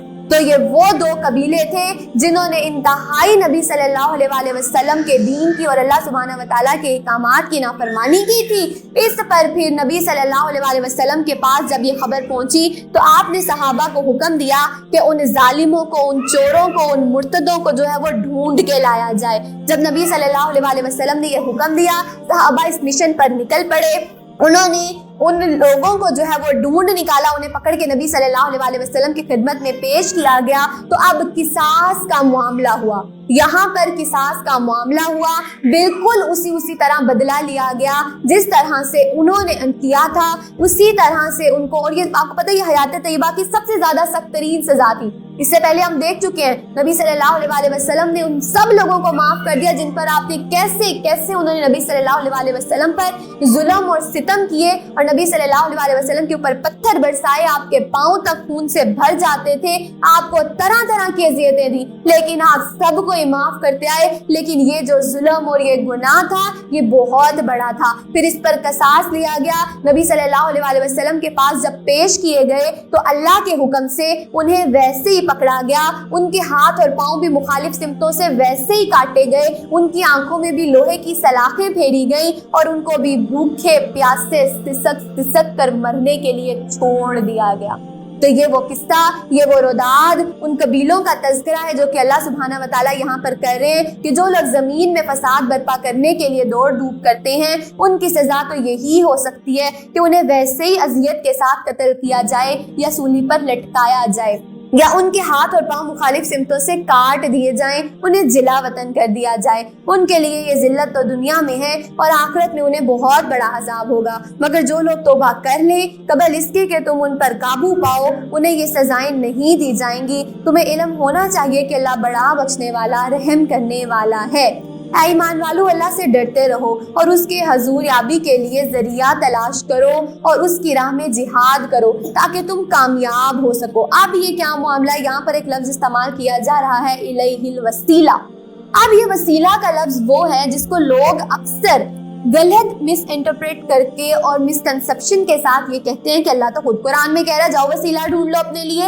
نہیں، یہاں پر اللہ سبحانہ وتعالیٰ وسیلہ یہ نہیں کہہ رہا کہ تم لوگوں کو ڈھونڈو۔ اللہ سبحانہ وتعالیٰ یہاں پر انسانوں کو اللہ تک پہنچنے کے لیے، کیونکہ واقعی کسی وسیلے کی ضرورت ہوتی ہے، لیکن اس وسیلے کے طور پر کوئی انسان نہیں۔ وسیلہ اصل میں کیا ہے وہ ہم بعد میں دیکھتے ہیں، پہلے جو مسکنسپشن ہے وہ دیکھتے ہیں کہ اس آیت کو کہا جاتا ہے کہ اللہ سبحانہ وتعالیٰ نے یہاں پر خود کہا ہے، اس لیے اب ہم پیروں فقیروں اولیاءوں اللہ کو اور قبروں والوں کو جو ہے وہ ہم وسیلہ بناتے ہیں اور ان سے دعائیں کرواتے ہیں تاکہ ان کی سے جو دعائیں کروانا ہے وہ ہمارا جو اللہ تک پہنچ جائے اور قیامت کے دن وہ ہمارے سفارشی ہو جائیں۔ تو اللہ نے اس چیز سے واضح طور پر منع کیا ہے، ایسا کوئی معاملہ نہیں ہے، یہ تو مشرک اور کافروں کا سا رویہ ہے، اس سے باز آیا جائے گا، اس طرح کا کوئی کام نہیں کیا جائے گا۔ البتہ اس آیت کے اندر جو کہا جا رہا ہے نا، اس وسیلے کا مطلب یہ ہے کہ تم ایسا طریقہ، ایسا رابطہ، ایسا ذریعہ، ایسا سورس، ایسا پاتھ تلاش کرو کہ تم اللہ سبحانہ وتعالیٰ کے قریب ہو سکو، اللہ سبحانہ وتعالیٰ تک تم پہنچ سکو، تمہاری دعائیں اللہ تک پہنچ سکے۔ تو یہ وہ طریقہ، یہ وہ پاتھ، یہ وہ وسیلہ ہے کہ تم اللہ کی محبت، اللہ کی رضا حاصل کر سکو، اللہ کے محبوب بن سکو۔ اور قرب الہی کا سب سے بہترین وسیلہ تو کیا ہے؟ یہ قرآن اور حدیث قدسی کا وعدہ، جو کہ اللہ سبحانہ وتعالیٰ نے خود کہا تھا کہ میرا بندہ جب سجدے کی حالت میں ہوتا ہے تو میرے سب سے زیادہ قریب ہوتا ہے۔ یہ ہے وسیلہ، وہ جو سجدہ ہے نا وہ وسیلہ ہے، جس سجدے کو تم نے وسیلہ بنا کر اللہ سے مانگنا ہے۔ پھر اب یہ حدیث قدسی میں یہ بھی کہا گیا کہ جب میرے بندے کے لب میرے ذکر میں ہلتے ہیں تو وہ میرے سب سے زیادہ قریب ہوتا ہے۔ کیا وسیلہ ہے اس کے اندر؟ وہ زبان، اس زبان کا ذکر میں ہلنا، وہ یہاں پر وسیلہ ہے۔ پھر اس کے بعد ایک اور حدیث میں بتایا گیا کہ جب ایک بیوی اپنی شوہر کے خدمت میں لگی رہتی ہے تو وہ اللہ کو بڑی محبوب ہوتی ہے، اللہ کے بڑی قریب ہوتی ہے۔ یہ ہے وہ وسیلہ جو کہ یہاں پر تلاش کرنے کا کہا جا رہا ہے۔ اور یہ سارے کے سارے سورس، ان کو استعمال کر کر ہمیں وسیلہ ڈھونڈنا ہے، بجائے اس کے کہ وہ کسی انسان کو وسیلہ بنا کر ڈالا جائے درمیان میں۔ نہیں، وہ طریقہ نہیں اپنایا جائے گا۔ یہ اس آیت کو مس انٹرپریٹ کیا جاتا ہے، جس کو یہاں پر واضح طور پر اللہ سبحانہ وتعالیٰ دور کر رہے ہیں۔ مگر کیونکہ انہیں ہمیشہ قائم رہنے والا عذاب ہوگا، اور چور خواہ وہ مرد ہو یا وہ عورت ہو، دونوں کے ہاتھ کاٹ دو، یہ ان کے کیے کا بدلہ ہے اور اللہ کی طرف سے عبرتناک سزا ہے۔ اللہ غالب بھی ہے، حکمت والا بھی ہے۔ پھر جو شخص ایسا ظلم کرنے کے بعد توبہ کر لے، اپنی اصلاح کر لے، تو اللہ اس کی توبہ کو قبول کر لیتا ہے۔ اب یہاں پہ آگے اللہ سبحانہ و تعالیٰ ہمیں چوری کی جو حد ہے وہ بتا رہے ہیں۔ اس دن میں نے بتایا تھا 4 ایسی حدیں ہیں جو کہ اللہ سبحانہ و تعالیٰ نے خود قرآن میں بتائی ہیں، اور حد کیا ہوتی ہے؟ The punishment given by اللہ سبحانہ و تعالیٰ in the قرآن میں اللہ نے خود جو سزائیں کچھ گناہوں کی بتا دی، اس کو ہم حد کہتے ہیں۔ اس میں سے کون کون سی حدیں تھی؟ اس دن ہم نے حد قصاص دیکھا، حد سرقہ دیکھا، حد قذف دیکھا، زنا کی حد دیکھی۔ اب یہاں پر جو حد بتائی جا رہی ہے وہ سرقہ کی حد ہے، یعنی کہ چوری کی حد ہے، کہ وہ کیا لاگو ہوگی۔ اس کے بارے میں ہمیں پورا کا پورا چارٹر بتایا گیا کہ چوری کس نوعیت کی ہوگی تو اس کا ہاتھ کاٹا جائے گا۔ ہم بہت زیادہ ڈیٹیل میں نہیں جائیں گے۔ یہاں پر جو ہاتھ کاٹنے کا اللہ سبحانہ و تعالیٰ نے ایک چارٹر، ایک سسٹم بتایا ہے، اگر ہم وہ تھوڑا سا سمجھیں تو اللہ سبحانہ و تعالیٰ نے حکم کیا دیا۔ سب سے پہلے جو چوری کرنے والا ہے اس کے ہاتھ کاٹے جائیں گے۔ تو کیسے کاٹے جائیں گے؟ ہاتھ اس کا جب کاٹنا ہے تو وہ مخالف سمتوں سے پہلے کاٹا جائے گا، یعنی سب سے پہلے کسی انسان کا اگر ہاتھ کاٹنا ہے تو اس کا بایاں ہاتھ کاٹا جائے گا، پہلے دایاں نہیں کاٹا جائے گا، پہلے بایاں، تاکہ اگر اس کا بایاں ہاتھ کاٹا جائے تو ایٹ لیسٹ وہ کھانے پینے ہر کام کے لیے اپنے دائیں ہاتھ کو تو استعمال کر سکے۔ لیکن اگر اپنی وہ چوری سے ابھی بھی باز نہیں آتا اور وہ عمل ابھی بھی کنٹینیو ہی رکھتا ہے تو پھر اس کا پہلے بایاں ہاتھ کاٹا تھا، اب اس کی دائیں جو ٹانگ ہے، جو دایاں پاؤں ہے، وہ کاٹا جائے گا۔ کیوں؟ وہ اس وجہ سے تاکہ بیلنس رہے، یہ نہ ہو کہ ایک ہی سائڈ کی دونوں چیزیں کاٹ دی جائیں تو اس کا جو بیلنس برقرار رکھنا ہے وہ مشکل ہو جائے۔ یہ اللہ کے حکم کی حکمتیں ہیں۔ پھر اگر ابھی بھی وہ اپنے جو کام ہے اس سے باز نہیں آئے گا تو پھر اس کے بعد اس کا دایاں ہاتھ کاٹا جائے گا، ابھی بھی پاؤں نہیں، پہلے دایاں ہاتھ اب دوبارہ اس کا کاٹا جائے گا، تاکہ چلو ہاتھوں سے تو وہ رہ ہی گیا، وہ چلنے پھرنے جتنا ابھی بھی رہ جائے، اگر وہ پھر بھی باز نہیں آئے گا تو پھر اس کا بایاں پاؤں بھی کاٹ دیا جائے گا۔ تو یہ طریقہ ہے، اور اس کے لیے اب بازو کاٹا کیسے جائے گا، ہاتھ کاٹا کیسے جائے گا، اس کا طریقہ بھی ہمیں حدیث میں واضح طور پر بتا دیا گیا کہ جب ہاتھ کاٹنے لگے تو کاٹنے کا انداز یہ ہوگا کہ کلائی سے 4 انگلیاں چھوڑ کر کاٹا جائے گا، کلائی سے 4 انگلیاں چھوڑ کر کاٹا جائے گا، کیونکہ وہاں پر نبض ہوتی ہے، نبض کا خیال رکھا جائے گا۔ اگر نبض کٹ گئی تو پھر اس سے جو ہے وہ پورا انسان ہی جو ہے اس کے مرنے کے چانسز جو ہیں وہ پورے ہو جاتے ہیں۔ اللہ کا مقصد اس کو مارنا نہیں ہے، اس کو اس گناہ سے باز کرنا ہے تاکہ وہ دوبارہ یہ کام کرنے کے لیے جو ہے وہ ہمت بھی نہ کرے۔ اب اگلی چیز کہ جب اس کا یہ بازو کاٹا جائے گا نا، ہاتھ کاٹا جائے گا، تو اس کے بارے میں اگلا حکم یہ دیا گیا کہ اس کٹے ہوئے بازو کو گرم کھولتے ہوئے تیل میں ڈالا جائے۔ سننے میں کتنا سویر حکم لگتا ہے کہ اللہ سبحانہ و تعالیٰ کیا اتنے ظالم ہیں کہ وہ ایک تو پہلے ہاتھ کاٹا ہے، اب اس کے بعد کہا جا رہا ہے کہ ہاتھ کاٹنے کے بعد جو پیچھے کا بازو ہے اب اس کو گرم کھولتے تیل میں ڈالا جائے۔ اللہ تو بڑا نعوذ باللہ ظالم نہیں ہے، لیکن نہیں، اللہ ظالم نہیں ہے۔ اللہ کو ساری حکمتیں پتہ ہیں کہ جب اس کا بازو وہ ہاتھ وہ کاٹا جائے گا تو جو پیچھے کا بازو ہے اس کے اندر انفیکشن ہونے کا چانس بڑھ جاتا ہے۔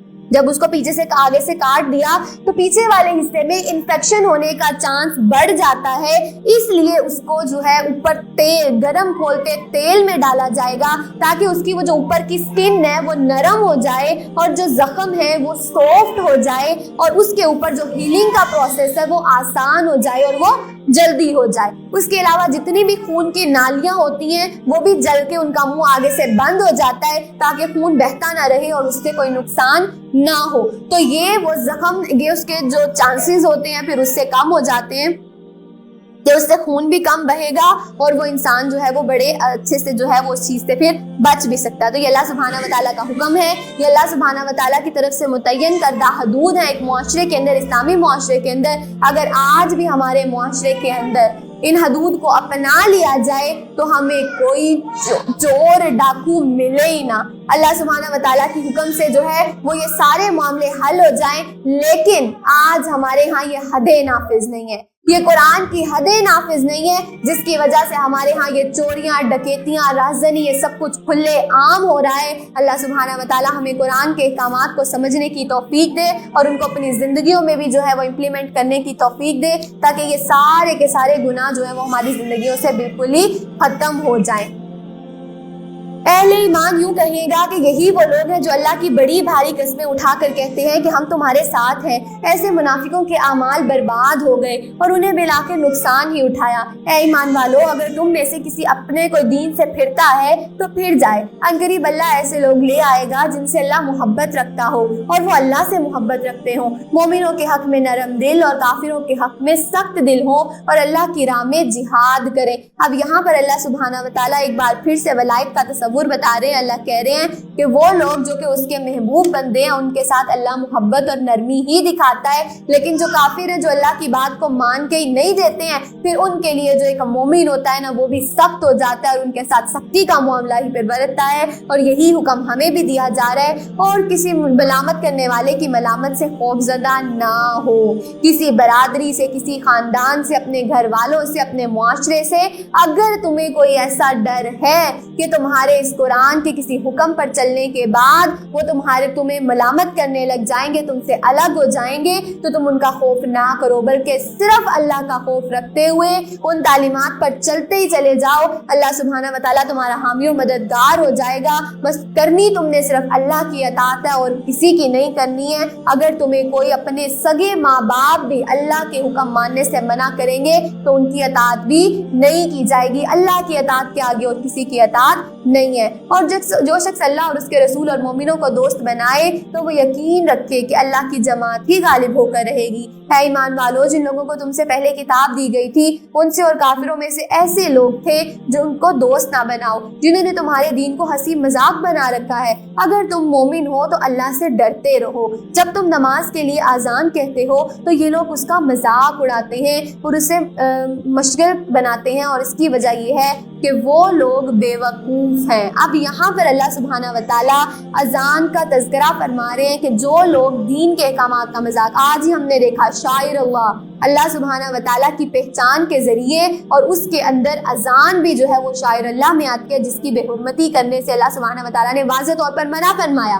اب ایک نمازی، ایک منادی جب اذان کے لیے پکارتا ہے تو اس کی طرف جانا جو ہے وہ واجب ہے، اس کی مانی جائے گی۔ نبی صلی اللہ علیہ وسلم کے دور حکومت میں جب حضرت بلال رضی اللہ تعالیٰ عنہ مسجد میں اذان دیتے تھے تو ایک یہودی تھا جو کہ اس اسلام کے اور ان عقائد کے بہت زیادہ خلاف تھا، عداوت رکھتا تھا، دشمنی رکھتا تھا، اور جب بھی حضرت بلال رضی اللہ تعالیٰ عنہ جماعت اذان کے کلمات پکارتے تھے تو وہ جلتا تھا، کڑتا تھا، اسے ذرا اچھے نہیں لگتے تھے، اور حضرت بلال رضی اللہ تعالیٰ عنہ کے لیے پھر وہ بد دعا بھی کرتا تھا، اور بد دعا کہتے ہوئے کہتا تھا کہ یہ تو وہ جھوٹا ہے، یہ اتنا جھوٹا ہے کہ یہ جل کر مر جائے، ختم ہو جائے۔ تو یہ وہ بد دعا تھی جو کہ وہ شخص جو ہے وہ حضرت بلال رضی اللہ تعالیٰ کو دیتا ہوتا تھا۔ اور نبی صلی اللہ علیہ وسلم کی حدیث کا وعدہ ہے کہ جو شخص کسی دوسرے کے لیے بد دعا کرے لیکن وہ اس بد دعا کے کلمات کا حقدار نہ ہو تو وہ بد دعا پلٹ کر اسی شخص کی طرف واپس آ جاتی ہے۔ تو اب بد دعا کیا دی گئی تھی حضرت بلال کو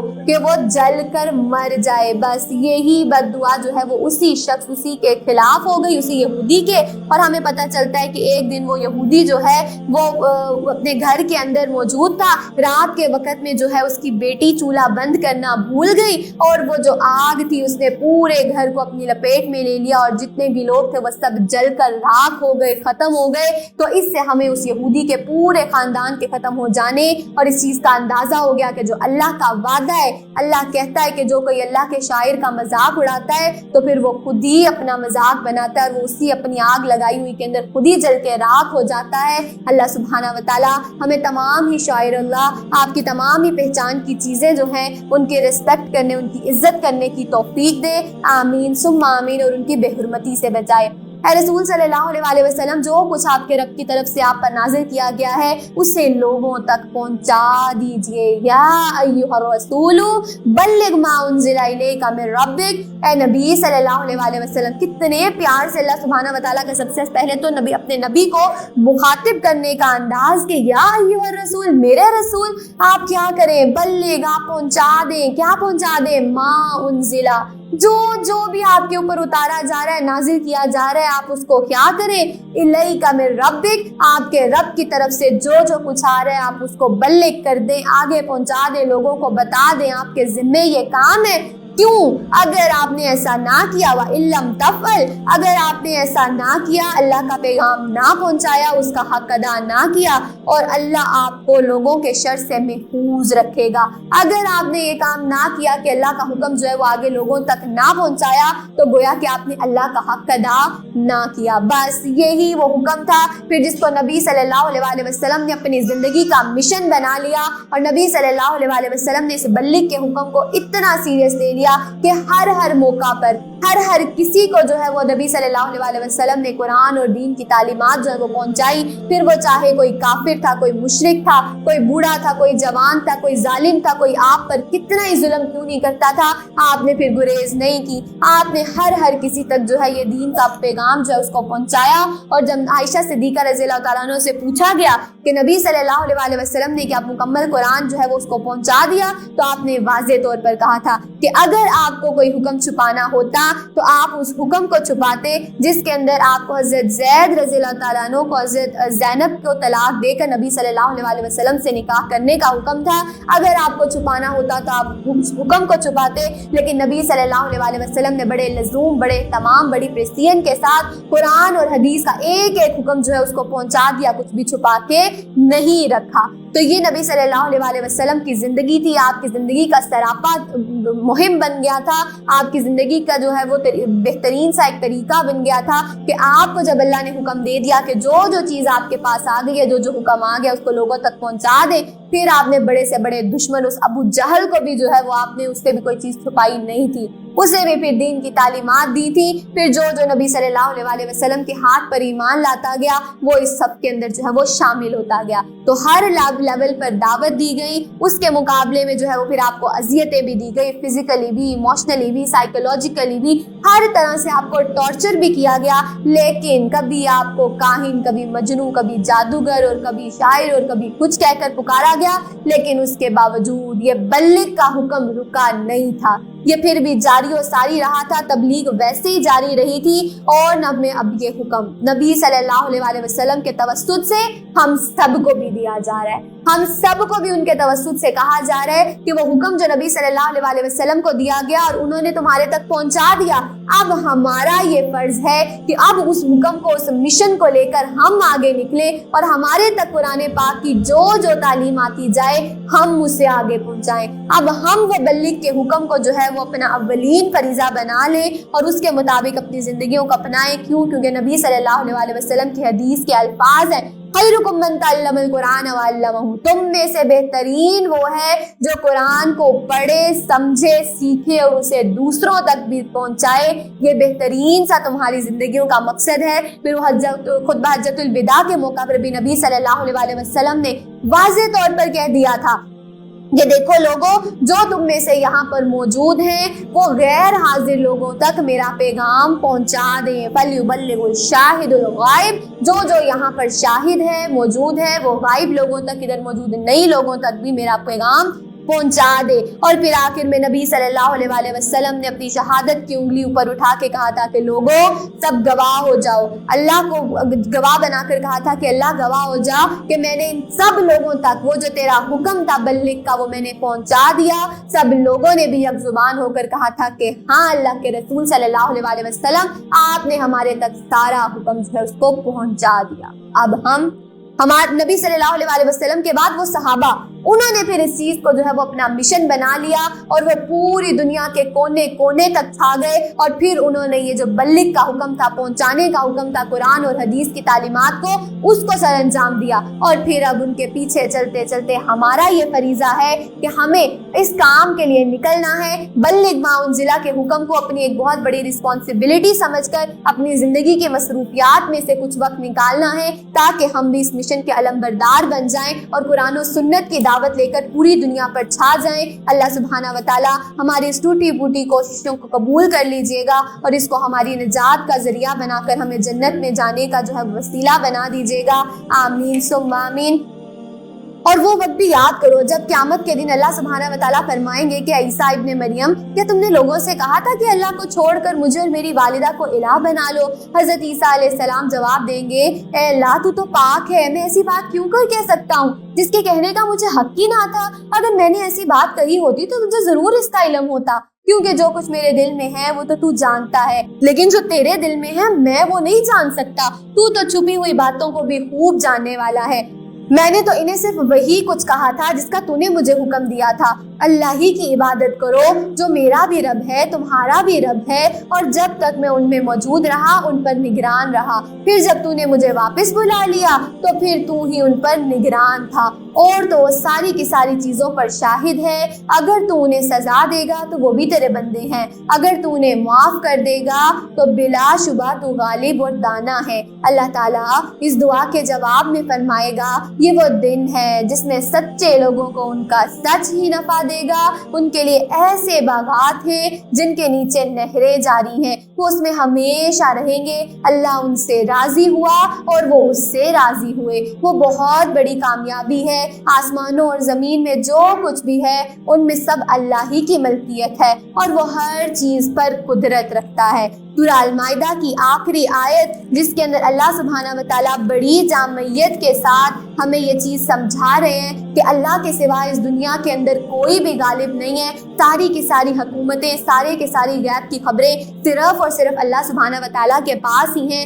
اب یہ وہ سورہ بقرہ کی سورہ مائدہ کی جو ہے وہ آخری آیات، یہ وہ آیات ہیں جو کہ نبی صلی اللہ علیہ وسلم کی سنت سے ہمیں پتہ چلتا ہے کہ جب آپ تہجد میں طویل قیام کرتے تھے، اور وہ قیام اس قدر طویل ہوتا تھا کہ آپ پہلی رکعت میں سورہ بقرہ پڑھتے تھے، دوسری میں سورہ آل عمران پڑھتے تھے، تیسری میں سورہ نساء پڑھتے تھے، اور چوتھی رکعت میں سورہ مائدہ پڑھتے تھے۔ یہ ایک بہت لمبی سی نبی صلی اللہ علیہ وسلم کی جو تہجد کی نماز تھی، یہ اس کا طریقہ بتایا جا رہا ہے، اور اتنا طویل قیام ہوتا تھا کہ آپ کے پاؤں مبارک میں ورم آ جاتا تھا، ایڑیاں پھٹ جاتی تھی، پاؤں سوج جاتے تھے۔ اس پر جب امہات المومنین آپ سے کہتی تھیں کہ اللہ کے رسول آپ اتنا قیام کیوں کرتے ہیں، تو نبی صلی اللہ علیہ وسلم کا خوبصورت سا جواب ہوتا تھا کہ میں اپنے اللہ کو راضی کرنا چاہتا ہوں، کیا تم نہیں چاہتی کہ میرا اللہ مجھ سے راضی ہو جائے؟ اور پھر صرف اپنے لیے ہی نہیں، اپنی امت کے لیے بھی دعائیں کرتے تھے، اپنی امت کی بخشش کے لیے بھی دعائیں کرتے تھے۔ ایک دن تہجد کے موقع پر سورہ مائدہ کی تلاوت کر رہے تھے، جب اس آخری آیت پر پہنچے تو سحری تک، فجر تک ہمیں پتہ چلتا ہے کہ یہ آیت نبی صلی اللہ علیہ وسلم دہراتے رہے تھے اور روتے رہے تھے، اتنا روئے کہ آپ کی داڑھی تک جو ہے وہ داڑھی مبارک جو ہے وہ تر ہو گئی تھی، اور نبی صلی اللہ علیہ وسلم کی ہچکیاں تھی کہ وہ رک نہیں رہی تھی کہ نبی صلی اللہ علیہ وسلم کا اس قرآن کے ساتھ، ان آیات کے ساتھ اور اپنی امت کے ساتھ محبت تھی، جس کا ہمیں طریقہ بتایا جا رہا ہے۔ اللہ سبحانہ و تعالیٰ ہمیں بھی قرآن کے تمام ہی آیات کے ساتھ، تمام ہی احکامات کے ساتھ محبت عطا کر دیجئے، ہمارے لیے بھی ان آیات کو پڑھنے، سننے، سمجھنے کے بعد ان پر عمل پیرا ہونا آسان بنا دیجئے، آمین ثم آمین۔ ربنا لا تزغ قلوبنا بعد إذ هديتنا وهب لنا من لدنك رحمة إنك أنت الوهاب، آمین ثم آمین یا رب العالمین۔